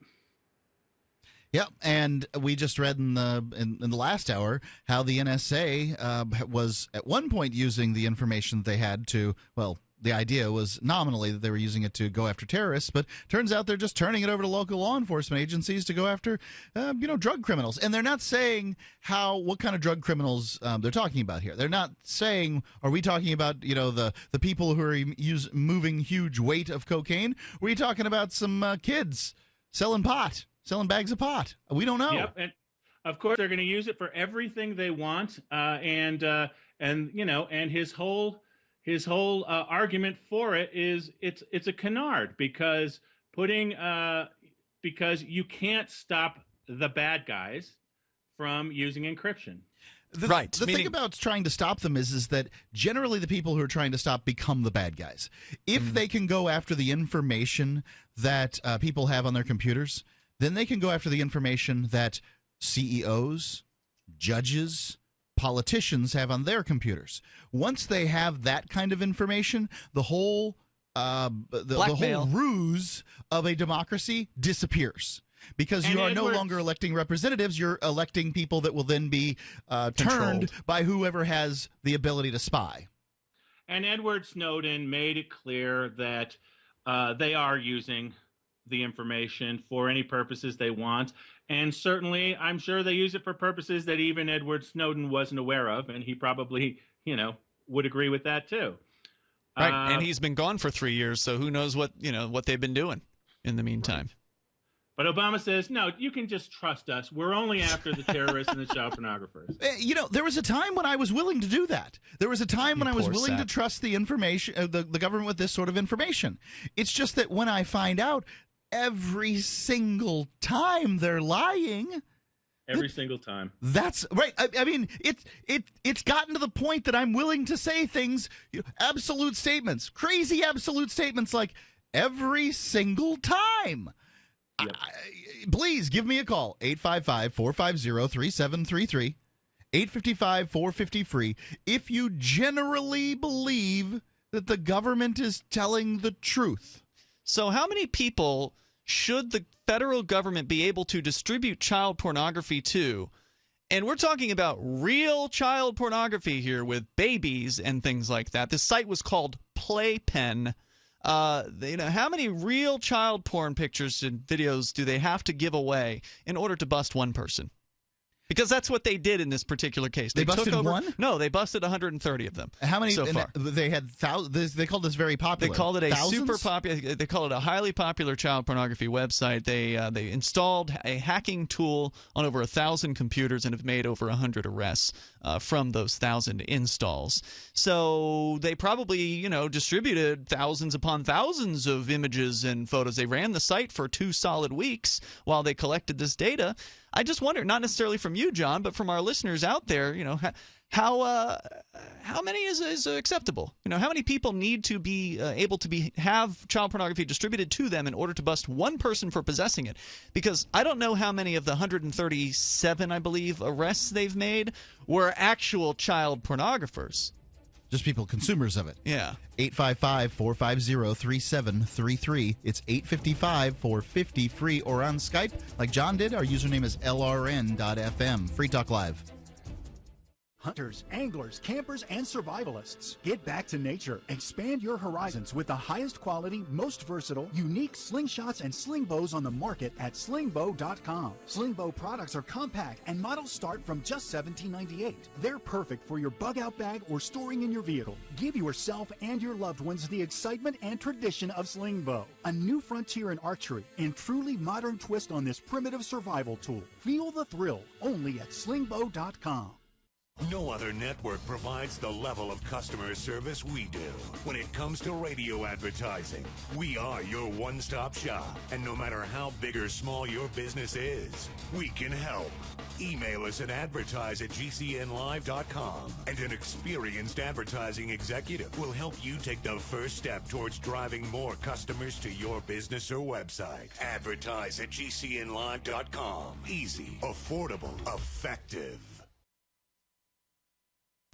On Free Talk Live, we're bringing people to the ideas of liberty every day. From wrestling superstars like Glenn Jacobs. You guys really are having an impact, I believe. Like I said, a lot of where I am now is due to listening to Free Talk Live. You changed my mind on some very important issues years ago. To random people tuning in on the radio. I was kind of stuck in the left-right paradigm. I heard your show by chance on a Saturday night. From there, I went on, joined the Free State Project, and become an amplifier. So, I mean, that's really the reason why I amp is because I know that if it wasn't for you guys being on as many stations as you are, I never would have found the ideas of liberty. Your amp will directly change more lives by getting Free Talk Live in front of people looking for talk radio online and on the air. When you amp Free Talk Live, you get perks like access to the AMP-only Facebook group and AMP podcast. Visit amp.freetalklive.com. This is your Robertson Roberts Brokerage Daily Precious Metals Update. In early trading Friday, gold is $12 lower at $1,268 per ounce. Silver is 2 cents higher at $15.68 per ounce. Bitcoin is trading at $412 US. Compared to gold, silver is the cheapest it's been in 7 years. Buy silver now and get more ounces of gold later. Ask us how at 800-874-9760 or visit us online at rrbi.co.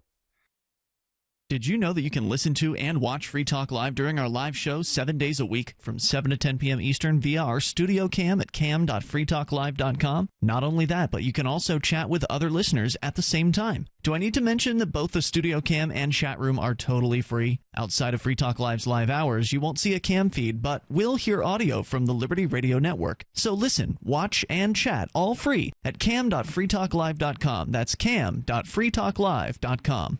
Every once in a while, you get information that's worth changing your life for. This is one such time. You can save up to and beyond 25% on all purchases at Amazon. You probably heard of Bitcoin and just not thought much about it. You certainly know that you can get competitive pricing at Amazon, but now you can get a 25% discount on nearly everything you need to live. I've just given you a huge raise, and all you have to do is claim it. You go to saveitpurse.com and open an account. Do this right now. Don't wait. Then you fund the account with Bitcoin. I know this sounds unbelievable, but at my house, we saved as much as 45% off of a new item on Amazon. This information is worth you changing the way you do things. Go to saveitpurse.com right now, get signed up, and cash in on the huge raise I'm offering you. 15 to 25% off of everything at Amazon through saveitpurse.com. It's saveatpurse.com. You're listening to the best liberty-oriented audio streamed around the clock, on the air and online. This is the Liberty Radio Network at LRN.FM.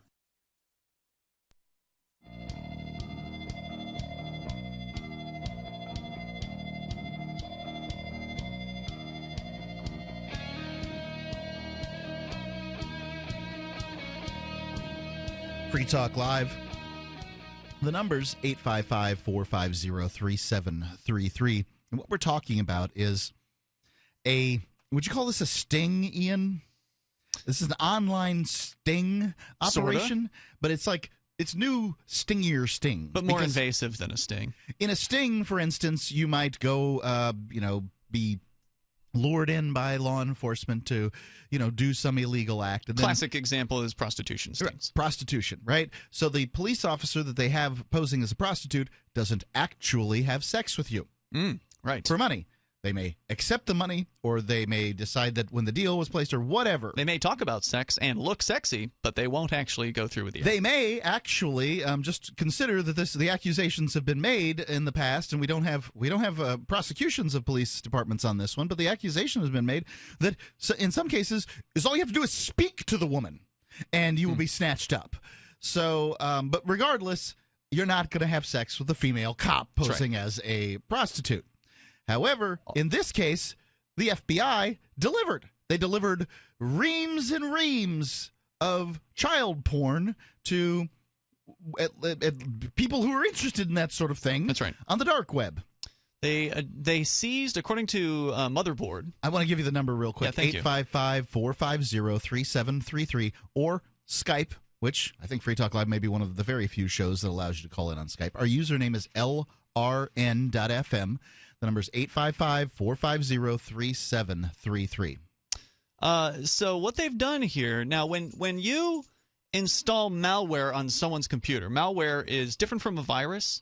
Malware is typically stuff that operates for the purposes of doing something to someone else. So what I mean by that is like a robot tool, a botnet as they call it. So a botnet program could be installed on your computer, basically turning your computer into a zombie slave for some hacker out there who has all these computers that he's got this malware installed upon, and then he can hit a button and activate that malware to begin attacking some website, whatever the site might be, Visa or MasterCard or PayPal or something like that.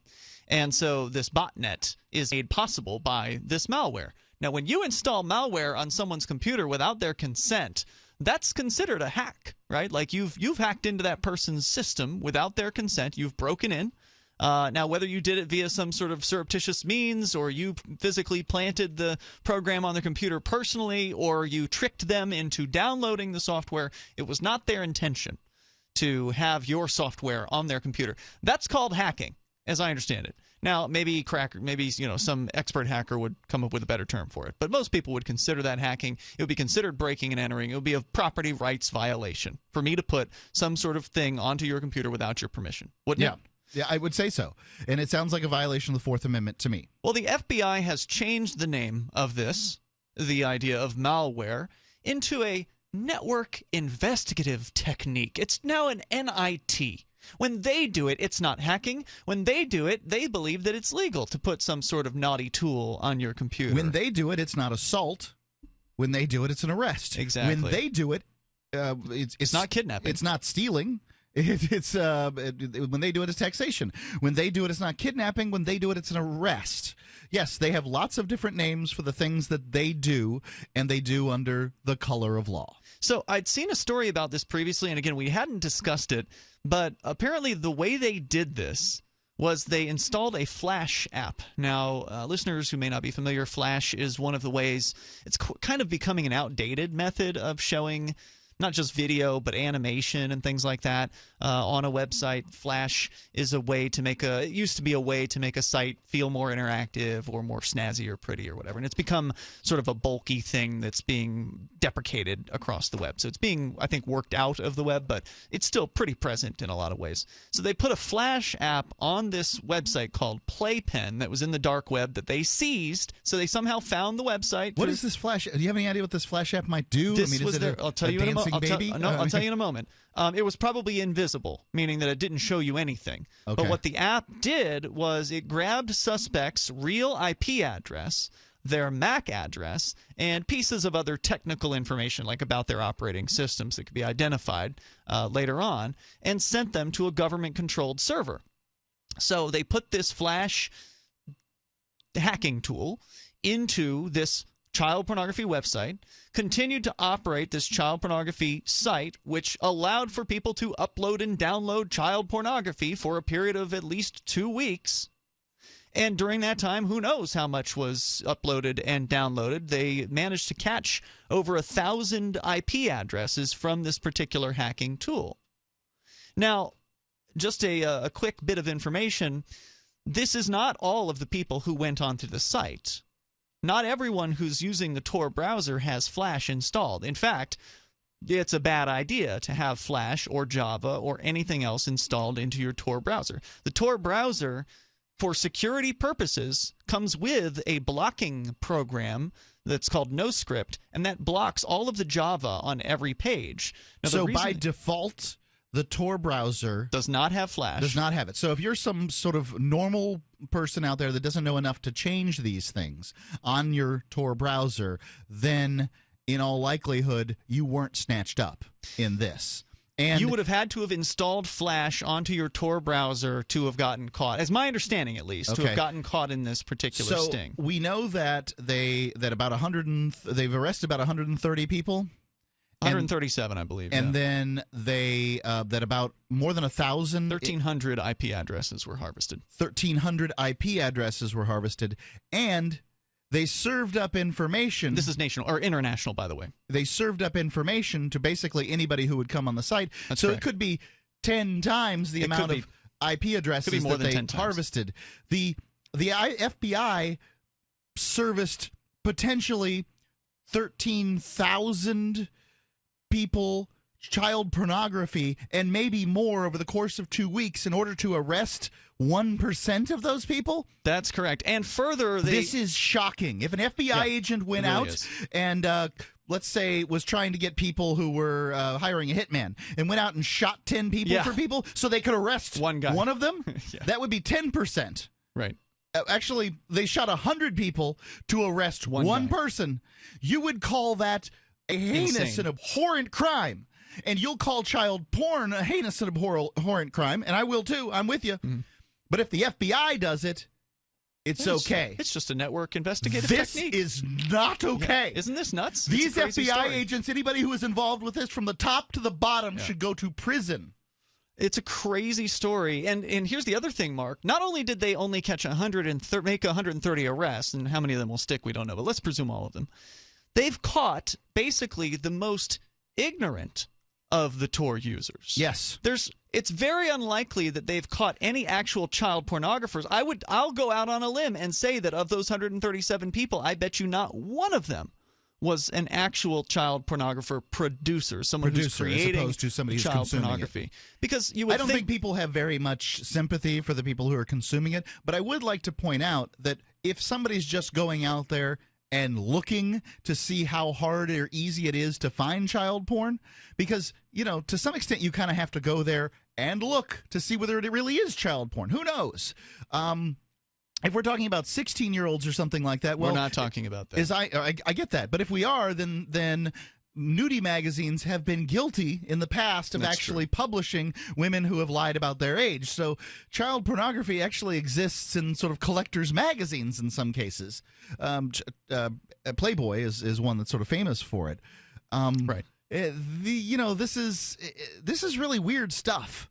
I think the point I was trying to make is the people they caught up in this sting operation were the most ignorant. Sort of like on the streets with prostitution. Maybe, but hold on. If you are on the streets looking for a prostitute, you are much more likely to come across an undercover cop than you are if you're calling for an in-call prostitute or an out-call girl. These are the ways that people with more money typically hire prostitutes. Is they don't stop on the side of the road and pick up some girl. That's not how the people with money do it, so they're less likely to get snatched up. Similarly, the people who installed Flash ignorantly revealed themselves to this site. The smarter ones would never install Flash in the first place. 855-450-3733. It's 855-450-FREE. Free Talk Live. Today, how to incorporate your business in just 10 minutes so you won't lose everything if you get sued. Step 1, stop putting it off. If you're not incorporated and someone sues your business tomorrow, it's not just your business at risk. You can lose everything: your home, your car, even your life savings. Step 2, call the following number for a free 10-minute incorporation guide from Incorporate.com. 1-800-975-5269. They don't provide legal or financial advice. They just make incorporating quick and easy. So you can incorporate or form an LLC in just 10 minutes. That number again is 1-800-975-5269. Step 3, congratulate yourself. By taking just 10 minutes to incorporate your business or form an LLC, you protected your home, your car, and your life savings. And that is how you incorporate your business in just 10 minutes. But hurry while they're still giving away these 10-minute incorporation guides for free. Call 1-800-975-5269. That's 1-800-975-5269. Hi, Pat Matthews again. I want to talk to you about selling online.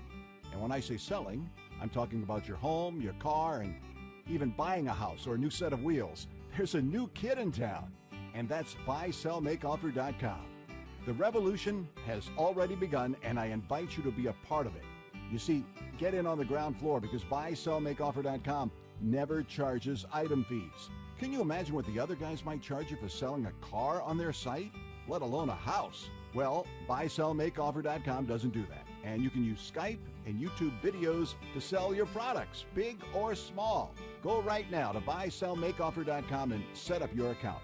For as little as $7.95 per month, you can sell up to 50 items, and they'll give you the first 30 days free just to try it out. Remember, no per item fees. Join the revolution today. Buysellmakeoffer.com and tell them Pat Matthews sent you. Money, power, and respect are all yours at CreditSuccessSecretsRevealed.com. Be seen as an industry leader. You can do it. The last application you filled out when it was time to hit submit, did your nerves spike? You didn't get the approval you seek, but there's a better way. We teach you exactly what to place into the right systems the right way the first time so you get approved. Get up to $100,000 in instant business credit. Many people will get cash on the spot. Use those two tools in your new corporate credit engine so you can walk into the bank and get your project funded today. It's all about today at CreditSuccessSecretsRevealed.com. Credit Success Secrets Revealed is explosive and ignites instant results. Dial 1-800-707-8719. That's 1-800-707-8719. 1-800-707-8719. Or just go to CreditSuccessSecretsRevealed.com. LRN.FM is proud to announce our official listening apps for Android and iOS devices. Now you can easily tune into our streams anywhere, anytime on your smartphone or tablet. Just visit apps.lrn.fm or search for LRN.FM in the Android or Apple app stores. Please download, rate us 5 stars, then share the link on your social media and let your friends and family know how you're listening to LRN.FM. Download it now, free at apps.lrn.fm. If you want to move to the free state and you're looking for some real estate. Oof, I think we've all had enough of that jingle, don't you?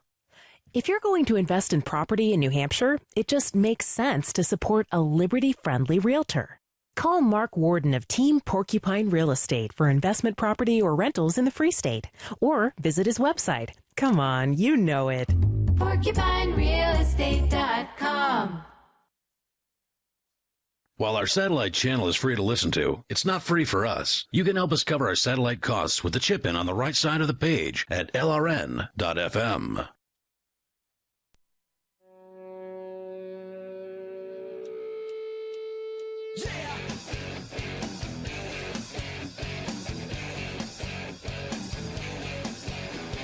Free Talk Live's live Sunday edition. It's Mark with you. And I'm Ian.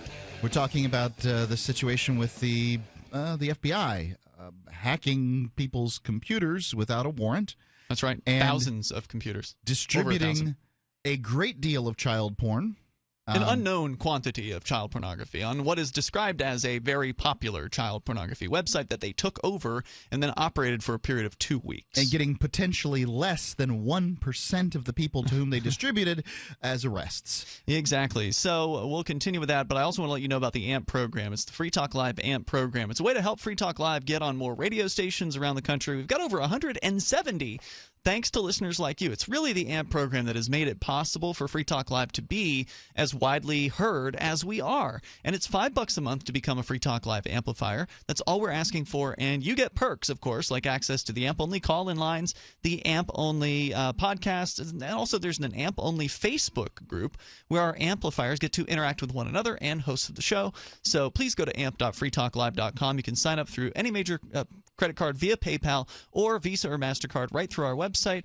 and Bitcoin, which we'll talk about Bitcoin here in a little bit. But go to amp.freetalklive.com, AMP, like advertise, market, and promote, amp.freetalklive.com. Let's go to Scott, who's calling in from South Carolina. Scott, you're on Free Talk Live. What's on your mind? Well, I'm very reluctant to call in. I don't want anything I say to be interpreted as defending child porn. I know. It's a really difficult subject to discuss. It is, and I'm so glad. That story broke a while back, and it's bothered me from the day it broke with this FBI thing. Mm-hmm. Just a quick review. A sicko perv molests a kid, and he photographs it. He just molested he just created child porn, okay? That's correct. And the kid was victimized. That's not in dispute. Okay. Now, the logic says when he shows that photo to his perv buddy 2 weeks later, that the kid was just re-victimized. That's the notion. That's what that would tell you in court. Mm-hmm.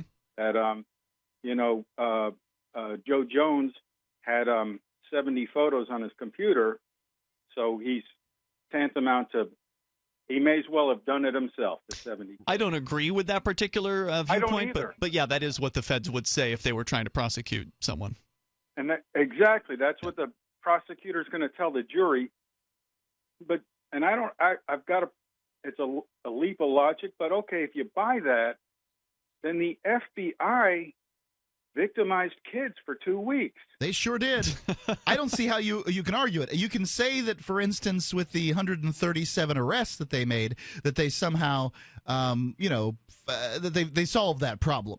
But by the looks of it, and just trying to do some some matchbook math here, it looks like that's about 1% of the people to whom they distributed this stuff. It's a fraction, whatever it is. It's a small fraction, which is to say that all of those other people.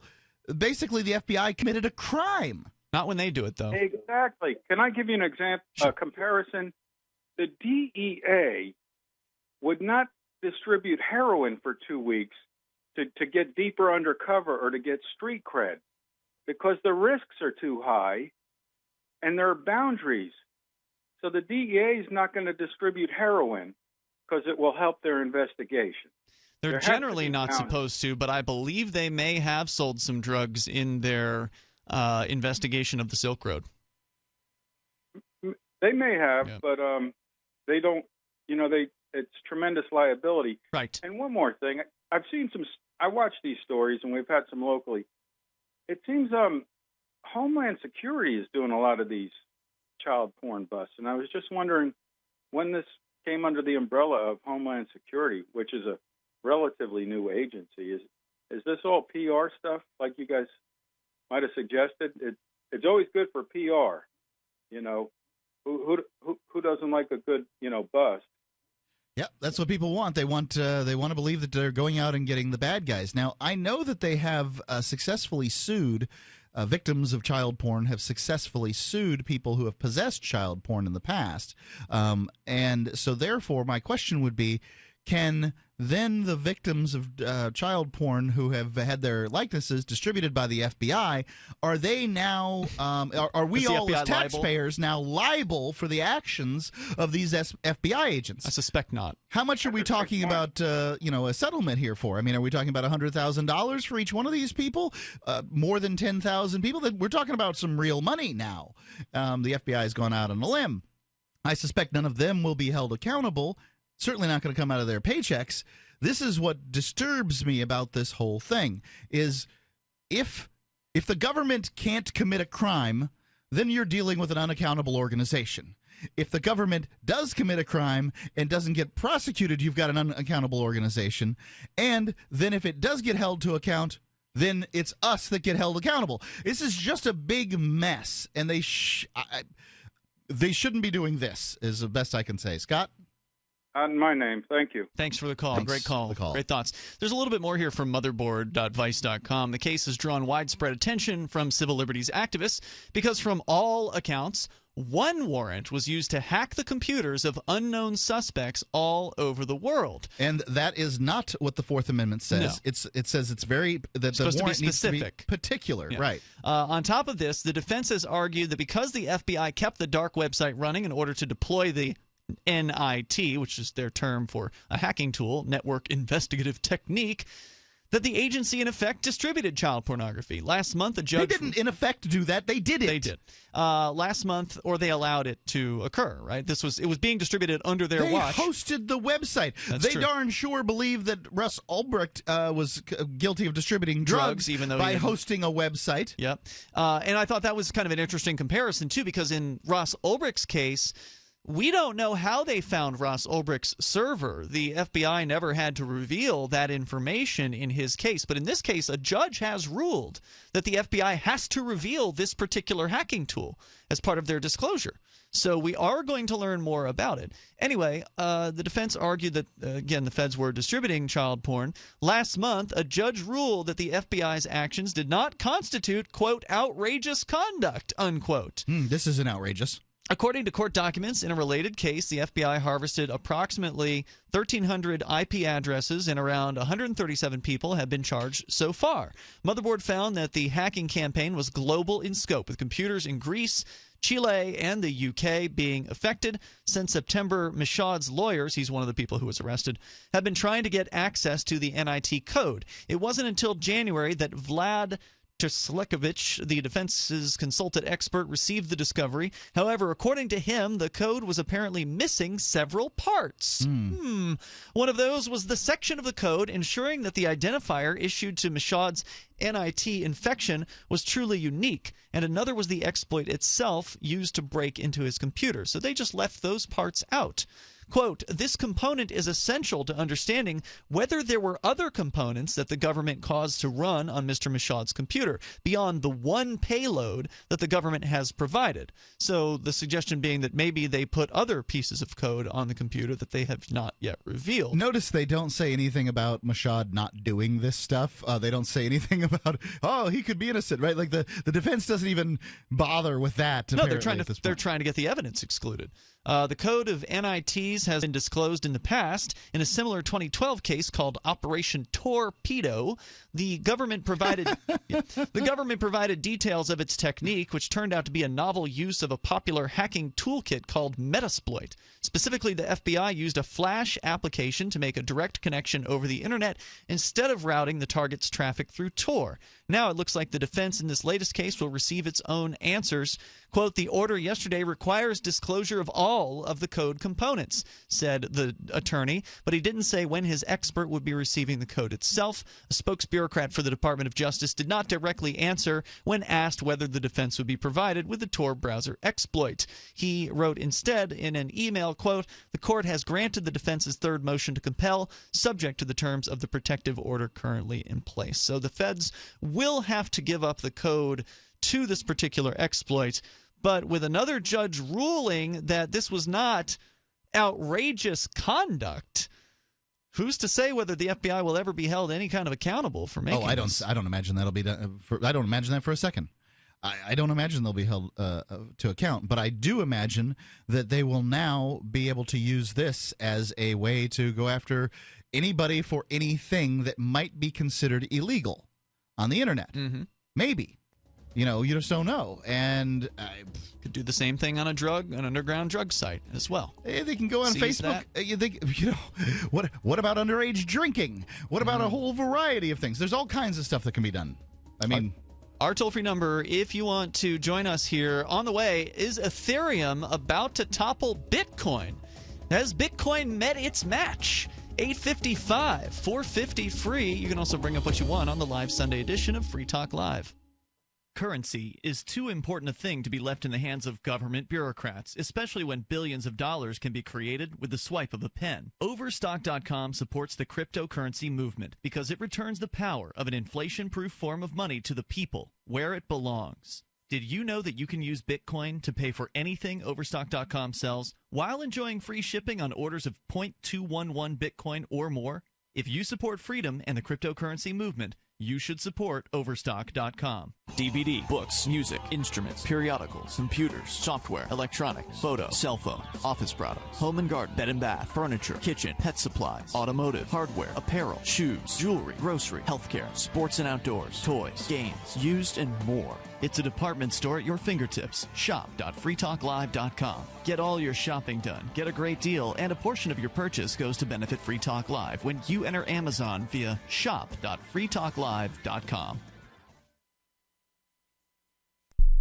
Are you tired of governments murdering people around the world? Stop using their money.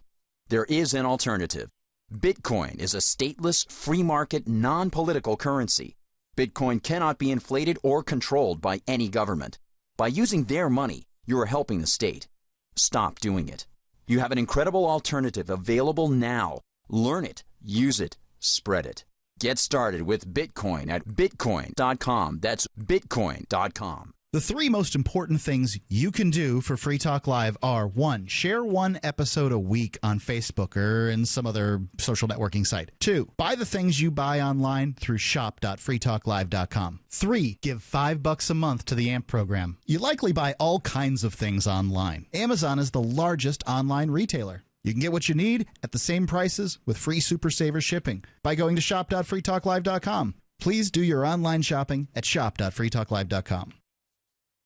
You're listening to the live edition of Free Talk Live. Hour number 3 is next after the news here on the Liberty Radio Network at LRN.FM. Temporarily from Castle Rock, Colorado, just south of the Mile High City, this is Daryl W. Perry, host of FPP Radio News for Saturday, March 12th, 2016. Silver is trading at $15.45 per ounce. Gold is valued at $1,251 per ounce. And according to BitcoinAverage.com, the average price of Bitcoin is $418. Antiwar.com reports a new report from the UN Human Rights Office is accusing the U.S.-backed government of South Sudan of a series of horrific war crimes in their ongoing civil war, saying it has created one of the most horrendous human rights situations in the world. Officials say that the South Sudanese government encouraged troops and their militia allies to loot private property and rape women as a way of getting out of paying them, with the UN saying they documented 1,300 rapes in Unity State alone over the course of 6 months. The United Nations said militias were told to do what you can and take what you can, and noted that civilians suspected of supporting the opposition were burned alive or hacked to pieces by troops, with torture and forced displacement being common. South Sudan became an independent state in 2011 and has loudly been endorsed by the U.S. ever since, with officials talking up a special relationship with the South Sudanese people. The nation quickly fell into civil war, however, and an increasingly bloody one. For nearly 40 years, Roberts & Roberts Brokerage has been a trusted source for buying and selling precious metals like gold and silver. They also take Bitcoin for precious metal purchases and have permanently removed the minimum purchase amount for all orders paid in the digital currency. Call Roberts & Roberts today for knowledgeable advice on buying and selling precious metals and a forward-thinking approach to new technologies. 800-874-9760 or visit online at rrbi.co. UPI reports the head of the Washington, D.C.-based Center on Higher Education Reform, part of the American Enterprise Institute, said the crisis rhetoric surrounding student loans is overblown, and the mounting student debt just means more people are going to college and potentially adding to the national economy. Andrew Kelly said the $1.3 trillion in unpaid student loan debt that is looming large over the country may not bring the gloom and doom some economists have predicted. He told CNBC's Power Lunch, it is too soon to tell if outstanding student loans will hinder further economic recovery. Student loan borrowers have been calling for reform to the education loan system as the percentage of borrowers who are 90 days or more delinquent in payments or are in default hit 11.6%. Borrowers have called on lawmakers to make changes to the system, including lowering college costs. There have been incremental changes on a local level, but little has been done at the federal level. Many are looking to the presidential candidates to alter the course of college financing. Kelly said the number of borrowers, some 43 million people, is not the problem. Instead, the problem stems from borrowers who never finish their degree and struggle to repay their loans. Kelly said they're not the people with six-figure debts that you hear about in the front page of the New York Times. They tend to be people who have very low debts who drop out before ever earning a degree. You can support FPP Radio by joining the Fans program. Fans are friends, allies, and Numery supporters. Fans help FPP afford to produce more original content. To learn more or to join the Fans program, visit fans.fppradio.com. Reuters reports an Ohio judge ruled on Friday that teenagers celebrating their 18th birthday before the November elections are entitled to have their votes for presidential nominee counted in next week's state primary. 9 teenagers from across the state claimed in a lawsuit this week that Husted's interpretation of state law that eliminated their voting rights was incorrect. The judge said his decision affected potentially thousands of other 17-year-old voters still eager to participate at next week's presidential primary. He said no Secretary of State between 1981 and 2012 had ever adopted the reading of state law he was now overturning. Husted in December modified the state's election manual to say 17-year-olds are allowed only to nominate candidates but are prohibited from voting for presidential delegates because they are elected, not nominated, according to the lawsuit. The teenager argued Husted's interpretation contradicts state law and a previous ruling by the state Supreme Court that allows 17-year-olds who will be 18 by the election to vote in the primaries. This has been FPP Radio News, online at fppradio.com. With job numbers near historic lows, Forbes magazine has released a list of tips for finding a job, all of which involve witnessing an employer murder someone. Forbes says despite the grim economy, employers are still hungry for talented workers who know how important it is to forget about whatever they think they saw or heard. So me and a couple of friends were out smoking at the Viaduct the other day, and we saw this really rich guy in a Mercedes pull up in his car and drop nothing. Now I'm the Vice President of International Development. According to Goldman Sachs CEO Lloyd Blankfein, we had a great quarter and hired hundreds of new employees. I haven't done anything wrong, and all my employees will tell you the same thing because that's the deal we had. But the article warns that stumbling onto a coke-fueled CEO strangling a prostitute isn't a foolproof method for finding work because employers are just as likely to murder you as they are to hire you. This is the Onion News Network.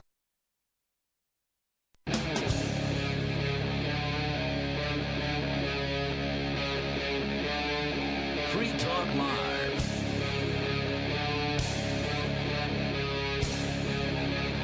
It is Free Talk Live, and it's the live Sunday edition of Free Talk Live. You can call in and bring up whatever you want here. It's Mark with you. I'm Ian.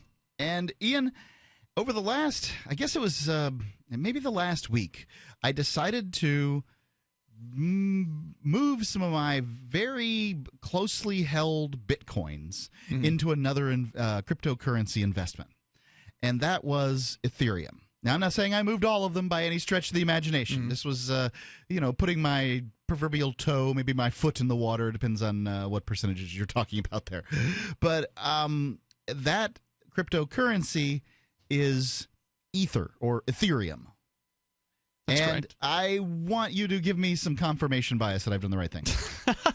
Well, first let's explain what Bitcoin is, because our listeners may not know what cryptocurrency is, and Bitcoin was the first one to the market. Bitcoin has its market dominance mostly because it was there first. It was back in 2009, it was released to the world, birthed by Satoshi Nakamoto, and no one knows who that is. There have been people who believe they've figured out who Satoshi Nakamoto is, but there's never been any confirmation of who it actually is. So we still don't know. Here we are, 7 years later, and we don't know who created Bitcoin.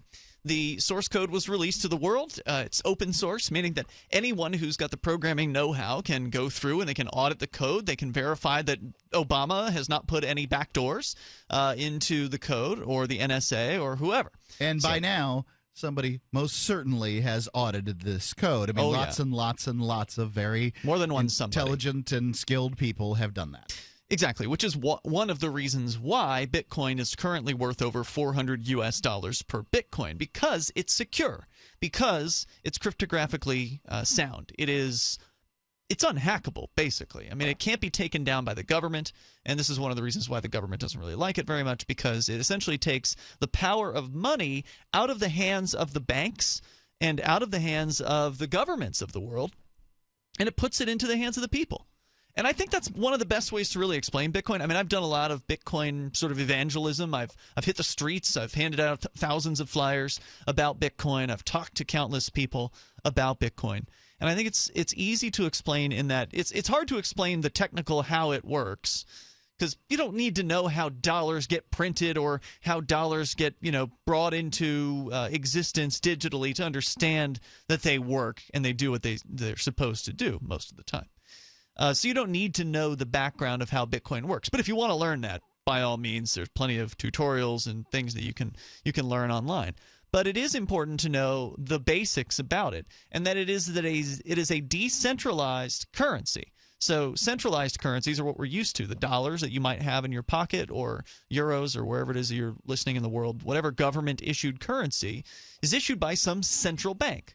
They're even the word central right there is in the bank's name. And so central banks are inefficient and they're monopolistic. They have legal tender laws backing them up. There's an actual law in the United States that says that you must accept the U.S. currency. You ever seen the legal tender notice on each one of those dollar bills? That's what that means. It's legal, whatever. It's good for debts, public and private, or whatever. Right. The fact that it's legal tender means you have to accept it if you're in the political jurisdiction that issued it. Generally, when it comes to dollars, I'm happy to accept them as long as I can dictate how much of them I can accept for a given price. Generally, you have that's that true. freedom. Frankly, I feel that way with any money from around the world. I don't care if it's the Taiwanese baht, as long as I get to decide how much I'm exchanging for, in my case, radio advertisement. But as long as I get to set the price, no big deal, because then I'll just exchange it for what I want. So it's important to point out the decentralized nature of Bitcoin, meaning that there is no central company, there is no central bank, there is no centralized government who is in charge of Bitcoin. There are a few programmers who run Bitcoin, but not even they agree on everything, and there's kind of a whole other story about some of the strife that's internal in the Bitcoin community. But ultimately, Bitcoin cuts out the banks and the governments. And when you cut out the middleman from any business, because money's just a business, right? Getting money into people's hands, that's just another thing for people to want and to trade and to use, and the people who create that money are in the business of creating and promoting that money. And so this is a business where you've cut the middleman out. Bitcoin does not have – there's no Bitcoin corporation making decisions about it. You cannot invest in Bitcoin other than buying Bitcoin. You can't go knock on the doors of the Bitcoin office. There is no Bitcoin head office. There are a few programmers scattered around the world. And anyone else, as I said before, can go and look at the code. They work on the code, and the code is auditable by everybody. And more importantly, that code is being run on thousands of computers all around the globe, and so it can't be hacked or taken down. The developers can't even change the code. To do so, they have to get the miners have to agree. Yeah, the agreement of the other people that sort of work within Bitcoin. Right, and then mining is more of a technical discussion. It's sort of the people, or the backbone, if you will, of the network. Right. And again, it's more decentralization where there are thousands of these people. So if one person turns off their computer, Bitcoin doesn't go away. If Visa or MasterCard have one of their centers attacked by Anonymous, then they get taken down, because they're centralized. Right, and then no purchases occur. So Bitcoin has been this amazing thing, and I'm a big fan of Bitcoin, big time.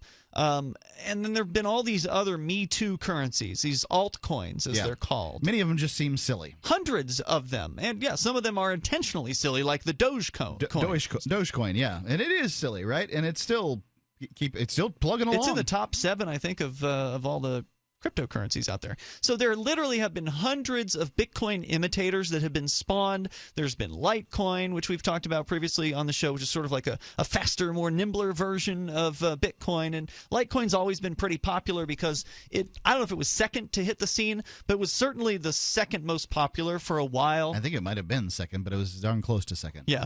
And yet again, hundreds more. And then this Ethereum concept came out, and I don't know. I mean, I've actually sat down and talked with one of the Ethereum guys before, Anthony Diorio, and he's explained it to me, but I haven't spent a whole lot of time really digging into Ethereum to learn about it. This is what I can say about it. Smart contracts. Yes. Right? Like that, I can say smart contracts. And then when I'm asked, what is a smart contract? Well, I'll say, for instance, if, for instance, you and I contract to do something, then, maybe there's a third person in the middle, and I say that I did it, and you say that I didn't do the thing, and then we might be able to go to the arbitrator, and as long as two people in the agreement agree that the job was done, and usually that's going to be you and I, but if for whatever reason there's a dispute, then the arbitrator can come in, he can release the funds because he's one of two people, and bang, they're released. So that's kind of how I describe smart contracts, and I may not be entirely right. There are probably better ways to describe what Ethereum is capable of doing, but a lot of people are very excited about it. It has not even officially really launched yet. I guess that's happening tomorrow. It's getting into a new phase of its operational kind of abilities tomorrow, and already in the last several weeks, I've only been paying attention to the price of it for the last several weeks, but it's jumped up. When I looked at it previously, it was like $5, and earlier today was $14 per Ether, I guess. And it's now the number 2 most popular cryptocurrency out there by market volume. It's very, very popular. And let's see, by market cap, it is nearly $1 billion worth of Ethereum out there.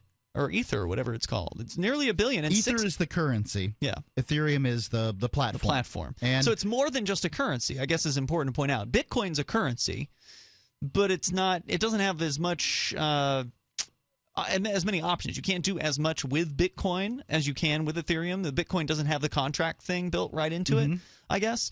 And so right now, it's kind of challenging Bitcoin. Like Bitcoin's dominance, I would say, is in question to some extent. So that's where we're starting here with this story from the Cointelegraph at Cointelegraph.com entitled, "Is Ethereum About to Topple Bitcoin?" Currently ranked next to Bitcoin in price, Ethereum is a cryptocurrency that challenges Bitcoin. Several altcoins have come and gone. A lot of others are still in existence. Bitcoin, however, still remains the most popular and most valued cryptocurrency. Recent challenges have emerged within the Bitcoin blockchain that have seen the efficiency of transactions drop by some ratio. The concern for users of Bitcoin may not be limited to the drop in efficiency, but to the protocol involved in resolving the ongoing challenges as developers seek a consensus. There's internal strife amongst the Bitcoin community, and if they don't get that resolved quickly, Ethereum could come out on top. February is National Heart Month, and chances are you have a cardiovascular issue like I do. I help maintain my healthy heart by drinking Super Beets. It's a superfood powder that I mix with water, but you can mix it with yogurt or put it in a smoothie, whatever you want. Not only does it help boost my circulation and support my healthy blood pressure naturally, but I feel the energy and stamina boost in about 20 minutes, which no other superfood formula guarantees. All the beets from Super Beets come from one non-GMO farm in California, so they can keep a close eye on the production of the dietary nitrates. I want you to try this product for National Heart Month. And if you don't feel the results, you don't pay, guaranteed. Get a 30-day supply free with your first order. You also get nitric oxide indicator strips so that you can see it's working. Plus, get the free book, Beat the Odds. And all of this comes with free shipping. Call 800-951-8940 or visit FTLBeats.com. I believe in Super Beats. 800-951-8940, FTLBeats.com. Are you worried about your mom or dad living alone in their house? Hi, I'm Joan London. Listen, I know how difficult it is to find senior care for someone you love. That's why I recommend a free service called A Place for Mom. They are the nation's largest senior living referral service. Call A Place for Mom today. To receive free information on senior living communities in your area, call A Place for Mom at 1-800-704-6182. A Place for Mom offers free one-on-one advice from local advisors and a personalized list of senior living communities you can visit. If you have questions about senior care for your mom or dad, there's a place for answers, A Place for Mom. Call A Place for Mom in the next 10 minutes to get your free ebook on financing senior care as well as free information on senior living communities in your area. Call 1-800-704-6182. That's 1-800-704-6182. Understanding your credit score is the first step towards managing and improving it. This is Charlie Sundstrom with your Van Dyke Mortgage Minute. The most influential component of your credit score is your payment history. Almost equally as important is the amount you owe on credit accounts. Also impacting your score, but to a lesser degree, are the length of time you've utilized your credit, the number of new accounts, credit inquiries, and your various types of credit accounts. To help achieve or maintain a healthy credit score, have a system set up to assure your bills are always paid on time. Don't max out your cards. It's better to have a high credit limit with a low balance. Never close old accounts. The age of these can actually help your credit score. But don't be afraid to use your credit. You need several accounts in order to have a credit score. Just keep the corresponding payments within your means. For your mortgage pre-approval and refi needs, start by visiting VanDykeMortgage.com. Corporate NMLS 3035. Van Dyke Mortgage is an equal housing lender. Charlie Sundstrom, NMLS 134251. If you want to know the latest about Free Talk Live before we go on the air, all you need to decide is how you want it delivered. It's your choice. Visit news.freetalklive.com. You can get emailed announcements and participate in contests via our email updates list. Plus, we have a Twitter account that you can follow and a Facebook page where you can become a fan. So visit news.freetalklive.com to get news about Free Talk Live as soon as it's announced and the way you want it delivered at news.freetalklive.com. That's news.freetalklive.com.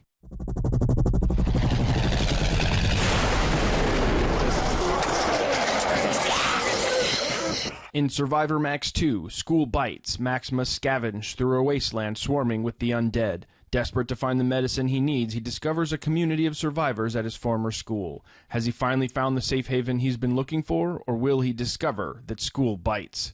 Look for Survivor Max on Facebook, read reviews on Amazon, and read Chapter 1 at survivormax.com. Do you love Twitter? Make sure you favorite the LRN.FM Twitter account so you can receive our tweets at twitter.lrn.fm. That's twitter.lrn.fm.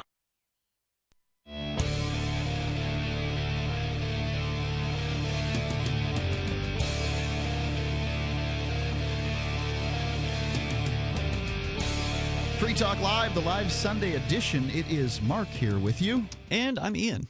You can give us a call at 855-450-3733. It's 855-450-FREE, and you can use Skype. I think we're one of the few radio programs in America that allow you to call in on Skype. Our username is lrn.fm.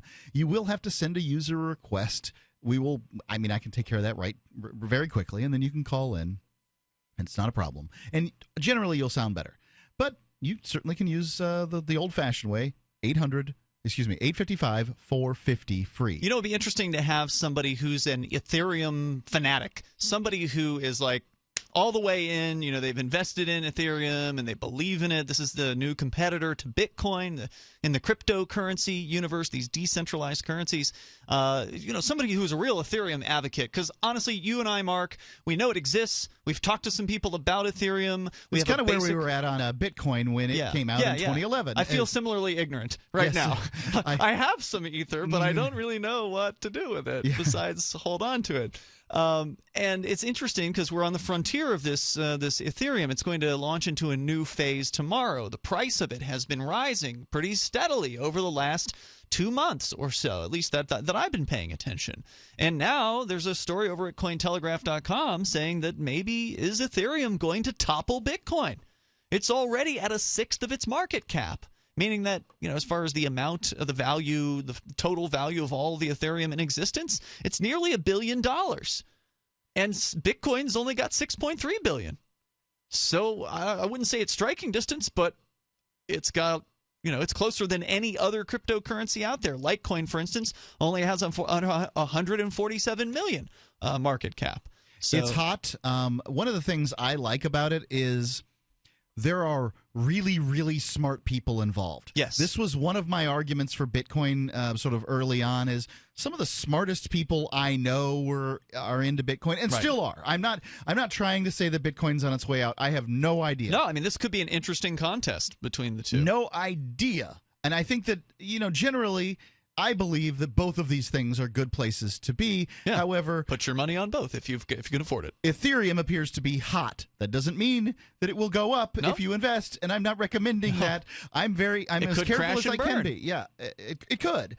Anything can happen. We're not making investment recommendations here. We're just talking about this is what's happening out there, and this is currently the number 2 cryptocurrency. But one of the big names in Bitcoin a few years ago was Vitalik Buterin. That's right. And we've had him on the show, and he is, he's a timid young man who is clearly brilliant, super brilliant. A genius. I'm not very good on the radio, but super brilliant. Right. I mean, I just got to say that being around him, having a chance to talk to him, you got to draw him out a little bit. But he really does seem like a remarkably intelligent young man. Yep. And it's not just him. There are people equally as brilliant or nearly as brilliant, that sort of thing, that have been into this. Yeah, brought into Ethereum specifically. And there's special things about Ethereum that sort of make it different than the Bitcoin. Right. It's not as much of a Me Too currency. It's really doing some different stuff, like you mentioned the smart contracts, for instance. And maybe there's an Ethereum advocate out there who wants to join us here. 855-450-FREE is our toll-free number. 855-450-3733. And Mark, we don't really talk very much about this, but Free Talk Live does accept Bitcoin. We have a Bitcoin tip jar. We accept Ethereum, too. That's correct, and I was going to explain how we accept Ethereum. So it used to be, back in the old days of Bitcoin, a few years ago, you had to put a QR code up on your website for every different kind of cryptocurrency. So we used to have a QR code for Bitcoin. We had one for Litecoin. So if you wanted to contribute Litecoin, you had to send it to this address, and if you wanted to contribute Bitcoin, you had to send it to this one. Well, now there's Shapeshift.io, which allows you to contribute to Free Talk Live via any cryptocurrency out there. Almost any. I'm sorry, not any, dozens of them. Okay, because there are hundreds. So the few dozen most popular of cryptocurrency you can send into us. Go to bitcoin.freetalklive.com and you'll find the Shapeshift shifter there. I think it's actually on the bottom of our entire website. If you scroll all the way down to the footer, you'll see Shapeshift down there. And that's super easy to use. You got some extra Litecoin you want to donate to us, just donate it through Shapeshift and it turns into Bitcoin for us. And I would like to point out that we have also accepted many cryptocurrencies for ads, too. That's true. So we've accepted Bitcoin, Litecoin, Dogecoin, and now Ether. There's an Ether, deal in the works. I'm excited about that. Yeah, I am, too. I love accepting these cryptocurrencies.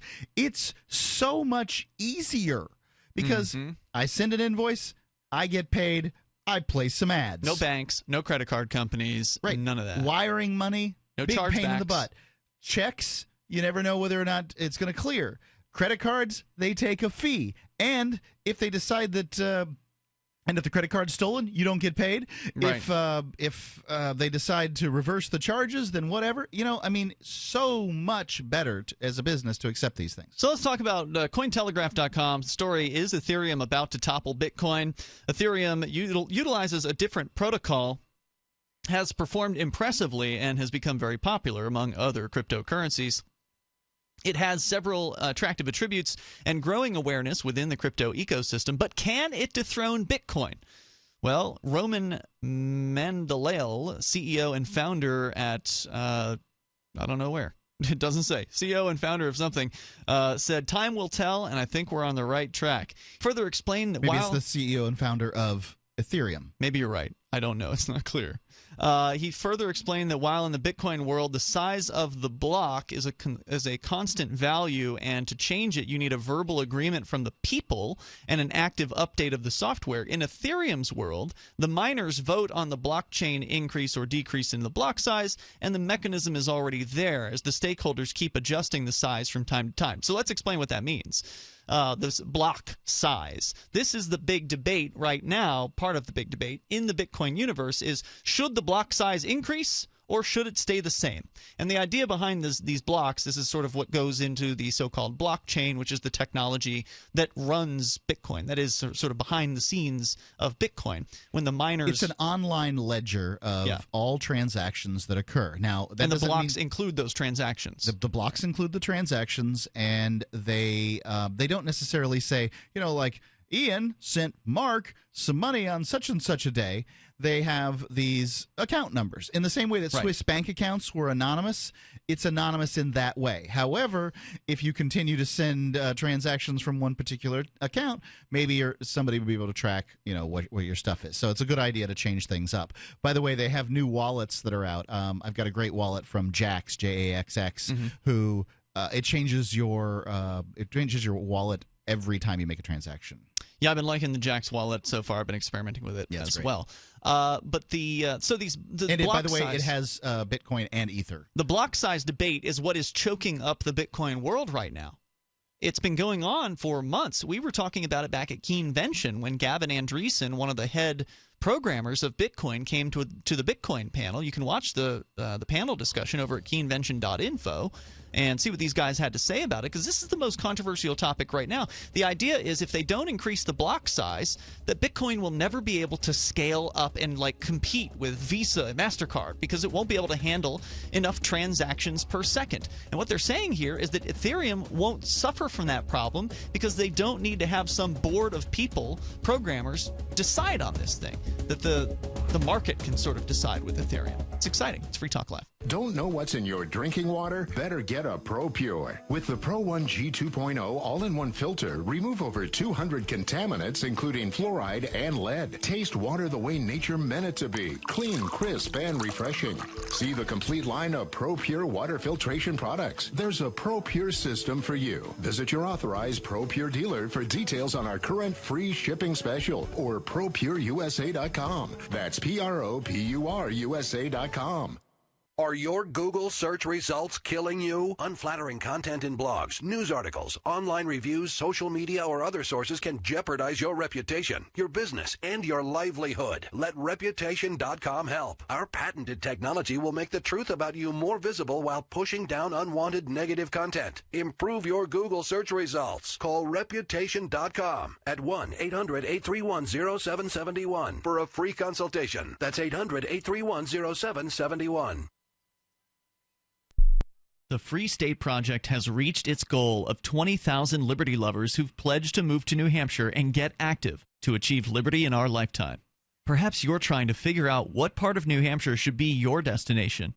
If so, consider Keene. You'll find more than 150 reasons to move to Keene at move.freekeene.com. Keene is famous for its historic, publicity-generating activism, as well as being the liberty media capital of the world. It's home to freekeene.com, New Hampshire's destination for liberty activism, news, and opinion. For years, we've been compiling over 150 reasons to move to Keene at move.freekeene.com, where you'll learn about some of what's happening here and what makes Keene a great place to live. If you love liberty, you'll probably enjoy anywhere you end up in the Shire. But do your due diligence first. Please visit move.freekeene.com for the full list of over 150 reasons to move to Keene. That's move.freekeene.com. I love My Magic Mud. I drink a lot of coffee. I had stains on my teeth. Then I found My Magic Mud, and I was told it would remove stains. So I paid attention when I brushed the first time. My Magic Mud is black tooth powder, and the difference it made in my teeth in one application was noticeable. With 4, my teeth were as white as you normal folks out there. Please go to mymagicmud.com and buy a jar. There's 150 applications for $25. You can use Bitcoin, mymagicmud.com. Here's a chance to do a little activism while you're cruising Facebook, Twitter, or Google+.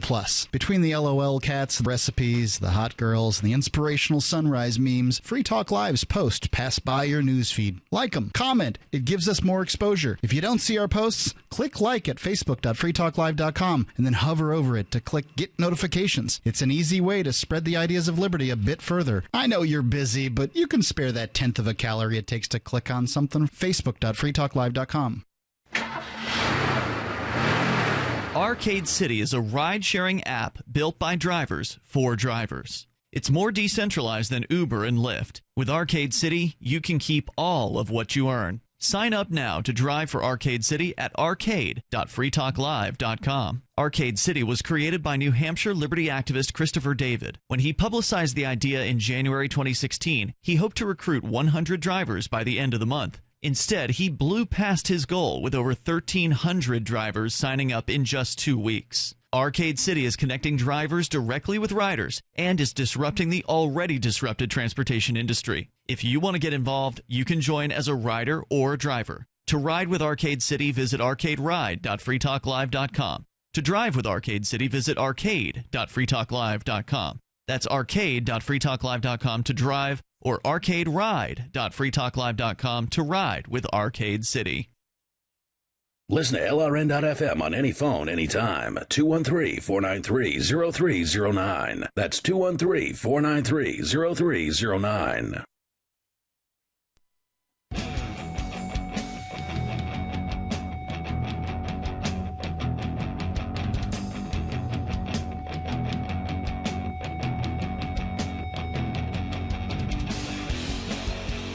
Free Talk Live, the live Sunday edition. You can call in, discuss whatever you'd like to. We've been talking about this new cryptocurrency phenomenon called Ethereum. And I can't say I know everything about it, but I probably know more than any other radio talk show host in America. That's not hard to do. Who's not on Free Talk Live? Yeah. There's a story over at Cointelegraph.com. Is Ethereum going to topple Bitcoin? Is it poised to do that? And we're getting into some detail here, but I called out for a request on the air here to bring somebody on board who knows more about Ethereum, who's really jazzed up and excited. Because you and I, Mark, we're kind of like, we know what cryptocurrency is. We know it's this decentralized currency that is not controlled by any government. We know that Ethereum is different from Bitcoin, the current market champ in this world of cryptocurrency. Ethereum is now number 2 to Bitcoin. It has shot up in its price over just the last couple months. It's apparently about to go even bigger maybe tomorrow, some are saying, because there's like a new phase for Ethereum. So let's bring Christopher David on the line here. He's the founder of Arcade City, and we can talk more about Arcade City and how Ethereum's going to be involved in that, because Ethereum's more than just a Bitcoin competitor. It's more than just a me too, I want to do what Bitcoin does but tweak this over here and tweak that over there, right, Chris David? Yeah. Hey, guys. Can you hear me okay? Yeah, sure. Okay. Yeah, I would say if Bitcoin is programmable money, Ethereum is programmable everything else. It's the first what they call Turing-complete scripting language built into a blockchain. Turing-complete means any kind of thing that you could build in PHP or some other programming language, you can now code into the blockchain. The advantage to that is that there's no centralized server, so there's no way to censor that. You can program into this blockchain, the blockchain being a decentralized data ledger. pool. Well, in the case of Bitcoin, it's a ledger, but in this case, it sounds like much more than just a ledger. Just a data pool that is being shared by thousands of computers around the world. Yeah, so the Bitcoin nodes that people run to secure the Bitcoin network are basically ledgers. And the Ethereum nodes are a little bit more involved. They're what's called a virtual machine. So they are these processors that can run all of these different codes. You don't know exactly what your particular computer is processing, but there's a great YouTube video on their Ethereum channel called Ethereum World Computer that kind of goes into it. But yeah, the idea is that we're building a decentralized way to process applications, and then on top of that you can build really anything you can imagine, like Skynet. Sure. All right, so it's more than just money. It's also a way to decentralized storing code that can actually be run. So the Ethereum network will not just be transitioning or transmitting Ether, the currency portion of it. It will also be running programs that will somehow serve out on the web. Sure. Yeah, you can build a web interface, anything. There's JavaScript APIs. So if you're building a web application, most coders are familiar with JavaScript. So you can hook into the via API, or basically you can plug into the Ethereum network in just the same way that you would otherwise plug in with a server. So, I mean, without getting too technical here, you're doing something with Ethereum with Arcade City. Now, we've talked with our listeners previously about Arcade City. It's a decentralized ride-sharing app. You're decentralizing Uber and Lyft even further. You're going to compete with them. You're going to allow drivers – it's a network built by drivers for drivers. You're going to allow drivers to set all the details about how they do business rather than having to rely on some centralized corporation to decide what their rates are. Each individual driver will get to set their own rates, and so there'll be actually competition amongst the Arcade City drivers for rate and customer service and things like that. So I'm very excited about Arcade City, and I think we've effectively communicated kind of what Arcade City is to people, and people who want to drive for Arcade City can go to arcade.freetalklive.com to sign up there, or if you just want to ride with Arcade City, go to arcaderide.freetalklive.com. The software is available for iPhone and for Android, so you can start with Arcade City right now, even though Ethereum isn't really there yet. It's not part of Arcade City. So what is Ethereum, this new decentralized cryptocurrency / computing processing thing? How is that going to help Arcade City be the best ride-sharing app out there in the world?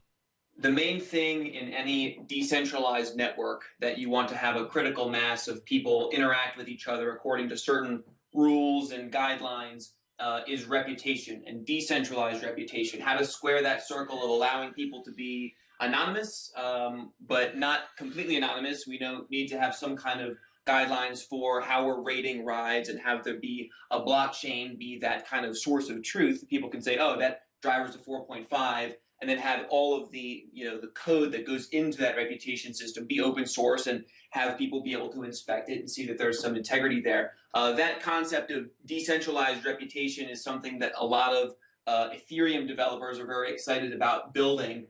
We haven't yet integrated with Ethereum because it's very new still. They're just tomorrow switching from what they've been launching this in 4 phases. They're switching from phase 2 to phase 3, what they're calling from Frontier to Homestead. And the big difference between the 2 phases is in Frontier, they advertise, look, this is live, but we're not guaranteeing any security here. Things can break and you might lose your coins or whatever. But they've made huge advances in securing the network, and now they're tomorrow launching Homestead, which they're saying it is now time for production-ready applications for application developers like us with Arcade City to now begin doing the kind of live integration. So we're going to begin by building out at least a proof of concept reputation system. We're starting on that now, and we'll begin integrating that into the rest of the app in the coming months.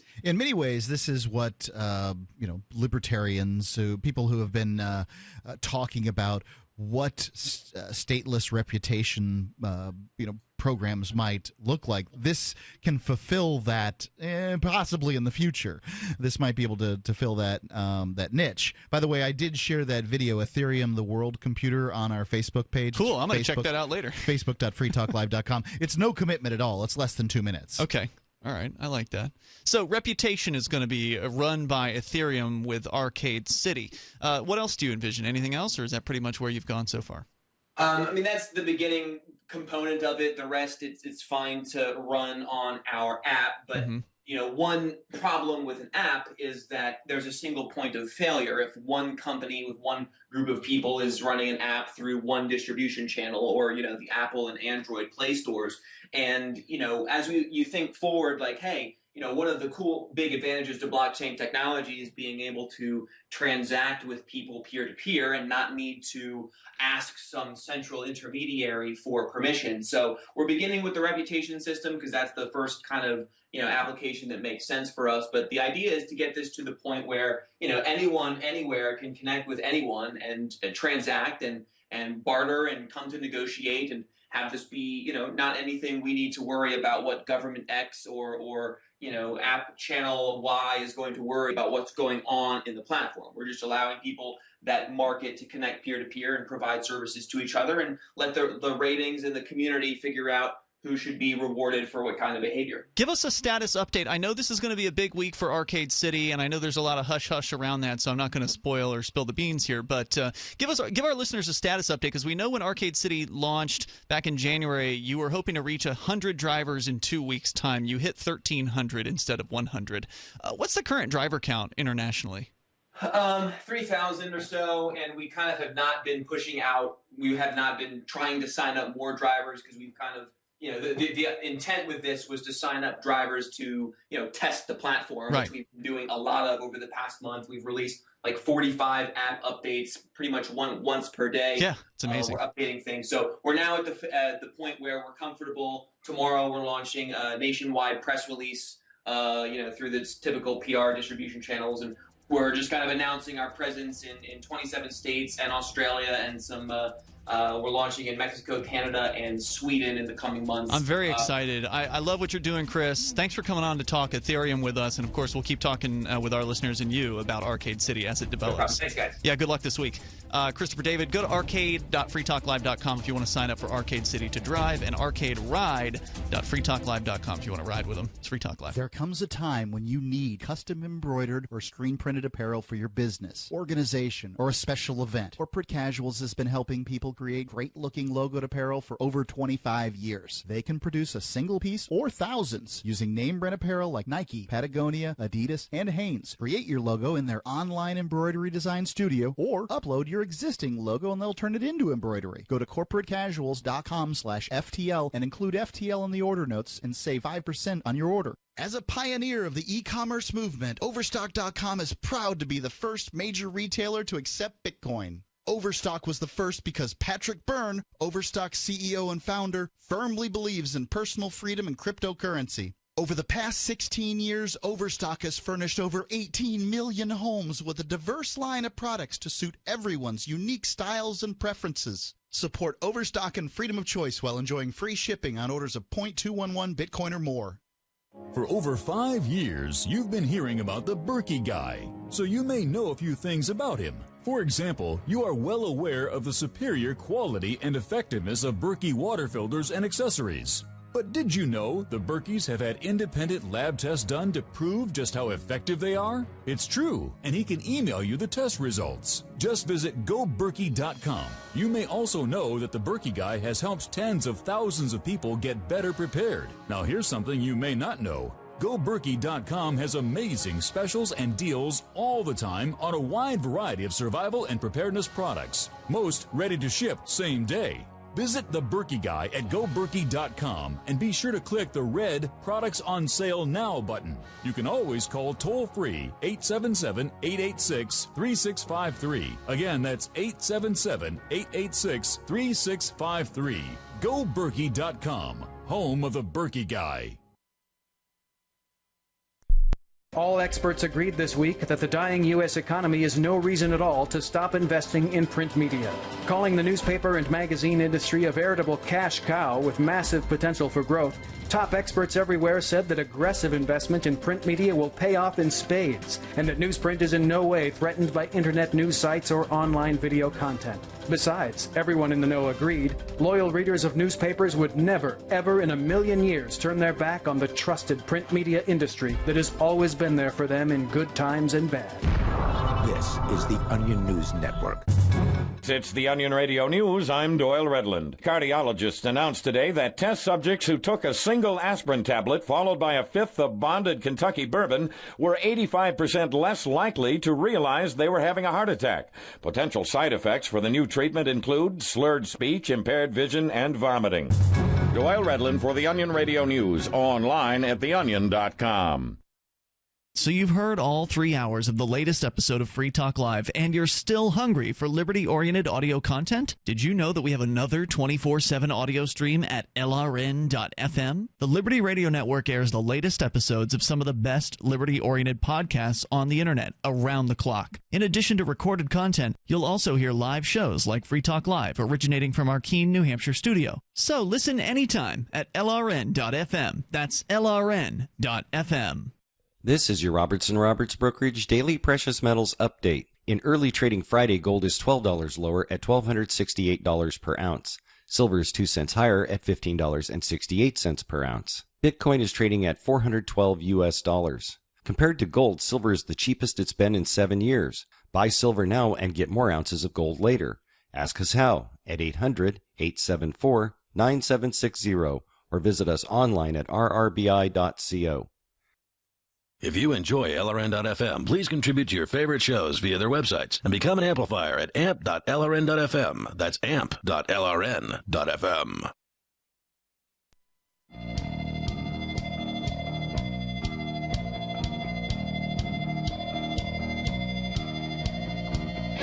It's the final segment of the live Sunday edition of Free Talk Live. Might be able to squeeze you in. We don't have any calls in right now, so you can give us a call, maybe 855-450-3733. You know, Mark, they say you're not supposed to admit when you don't have any phone calls on the radio. It's Free Talk Live. If there's no one, if you don't hear a call on the air with Free Talk Live, it usually means we don't have any. Hint. We're on many dozens of radio stations tonight, and I think that people are trying to figure out. People don't know cryptocurrency, that's for sure. Right. So when you're talking about a subject where people often don't have an opinion about cryptocurrency, specifically in this case Ethereum, or they're afraid of it. They tend to be listening as opposed to trying to call in and that sort of thing. They may call in and ask questions if we didn't answer them, but hopefully if we're doing our job, we're answering the questions as best we can. Yeah, we don't want to talk over anybody's head, and it's hard to do with a topic like this because we do know a thing or two about it, and so it's always important to stop down and define the terms that we're discussing. Cryptocurrencies that tend to be decentralized. They're not issued by governments or banks. There's a bunch of them out there. The number one cryptocurrency is Bitcoin. It's been around since 2009. It was the granddaddy of all these things. It's still the dominator on the charts. The number two, though, is Ethereum, which is the new kid in town. It's not just a cryptocurrency. It's also a decentralized way to actually program, is my understanding, based on our conversation of what we just talked to Christopher David from Arcade City about it. He's a big fan of Ethereum. In fact, it was I knew Ethereum existed. I'd thought about getting some previously, but to me it was just like, okay, here's another competitor to Bitcoin, another one of it can do all this cool stuff. Great. Well, there's a bunch of them that can do cool stuff. So what's so new and cool about this? Well, apparently the market is deciding this is pretty new and cool. And it was Christopher David's posts on Facebook that gave me the heads up. He said, hey, this is going somewhere. You might want to consider getting some of it. So I actually converted some of my Litecoin via shapeshift.io into Ethereum. It was super easy to do. Shapeshift.io makes it really easy to convert these cryptocurrencies from one another. And now there's a story over at Cointelegraph asking, is Ethereum about to topple Bitcoin? I mean, as just moments before we came back on the air here, it has now crossed back into the $1 billion range. So it was almost $1 billion worth of Ethereum out there earlier in the show tonight. There's now more than $1 billion worth of Ethereum out there. You can go to coincap.io and you can see the rankings of all the different cryptocurrencies out there. So going on here from Cointelegraph.com, they're interviewing a few Bitcoin and Ethereum people and asking them, what do you think? Is Ethereum going to topple Bitcoin? The co-founder at Kashila, which is Yanni Vajalvek, gives it to Ethereum. In his words, quote, the current phenomenon for Ethereum's rise of exposure is primarily because of the ongoing fights with no realistic solution in a reasonable time frame in the Bitcoin camp.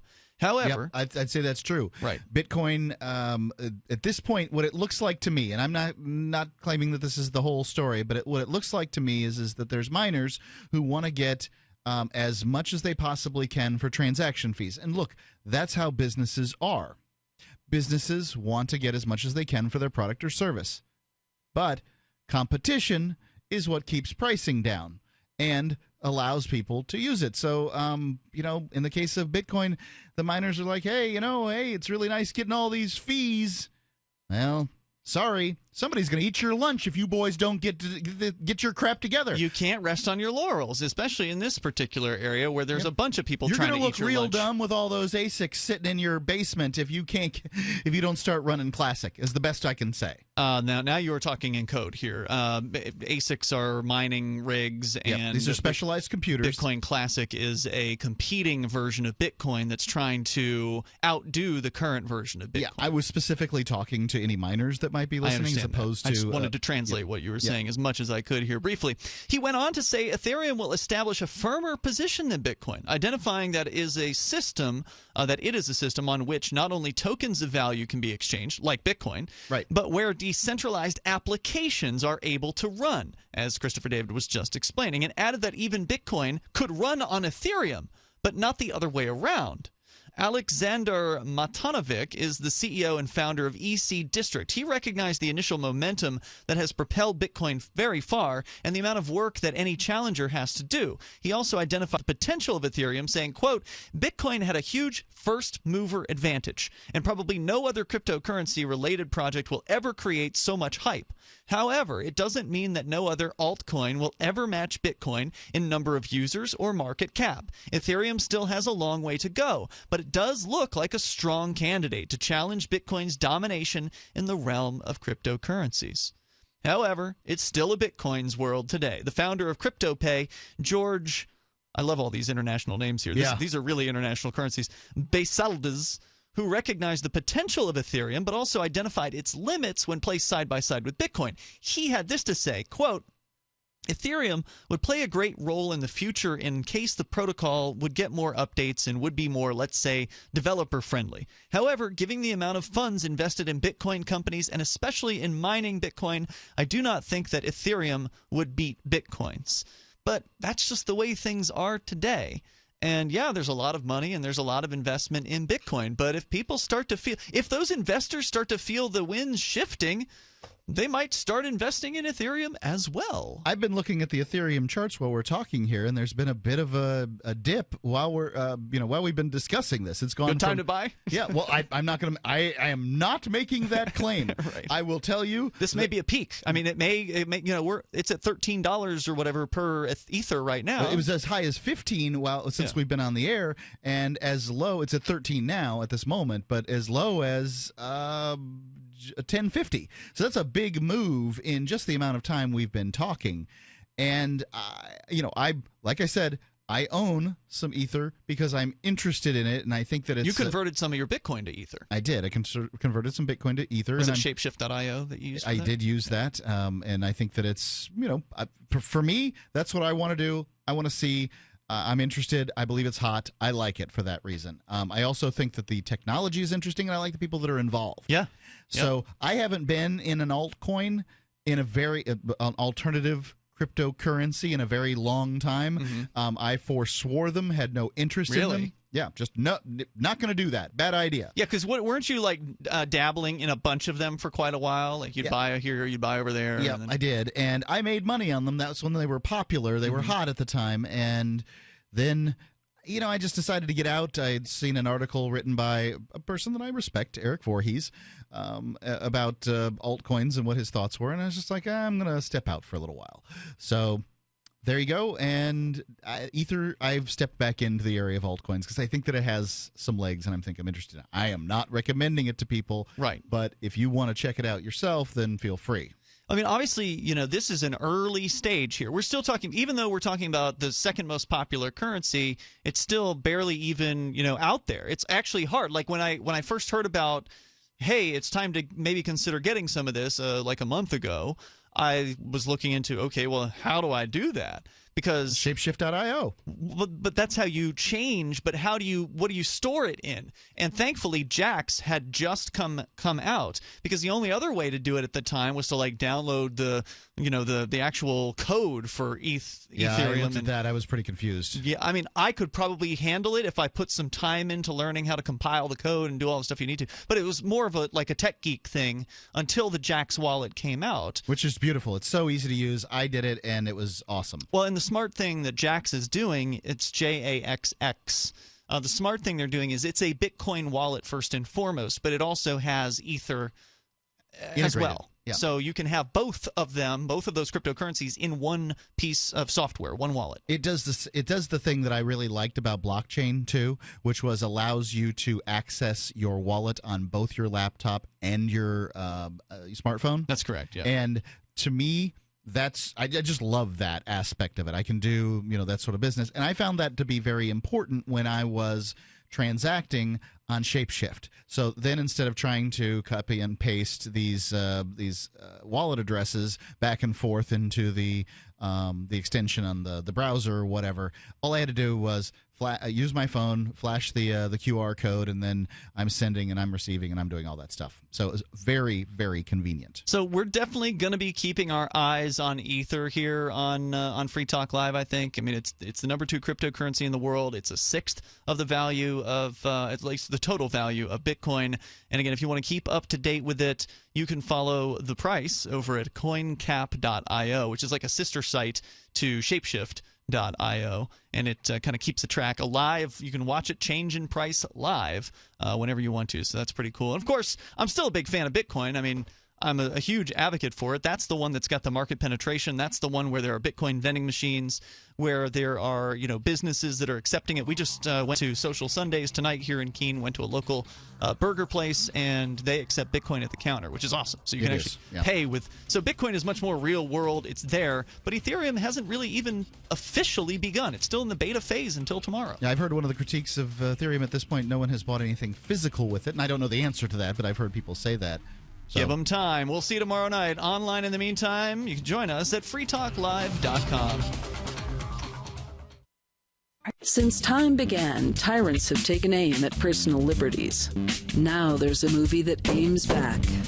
The government has no more right to tell us what to put in our bodies than they have to take our guns or tell us what books we can read. 6 drug police were eaten by bears while raiding a marijuana farm. On your knees, you dirty hippie! Jesus. On your knees! What's the problem, officer? Today, many cops who enforce pot laws do so only because it provides them with cushy jobs, good benefits, and a chance to push people around. I was an undercover narcotics officer. The drug war is nothing but a farce. The Second Amendment says you gotta keep you and your get intact. Guns and Weed, The Road to Freedom. A film by Michael W. Dean and Nima Vadadi. DVD available now at gunsandweed.com or on Amazon. That's gunsandweed.com. Makes the perfect gift. Remember, that's gunsandweed.com. Ross Ulbricht was convicted in early 2015 of running the infamous Silk Road Underground Market. The Silk Road was a gift to humanity and helped reduce the harms brought on by drug prohibition. For this good deed, Ross has been sentenced to life in prison with no possibility of parole. Now, an appeal is Ross's only chance, and he needs your support. Please visit freeross.org, where you can contribute via various methods, including Bitcoin. Visit freeross.org. That's freeross.org. LRN.FM is proud to announce our official listening apps for Android and iOS devices. Now you can easily tune into our streams anywhere, anytime on your smartphone or tablet. Just visit apps.lrn.fm or search for LRN.FM in the Android or Apple app stores. Please download, rate us 5 stars, then share the link on your social media and let your 800-874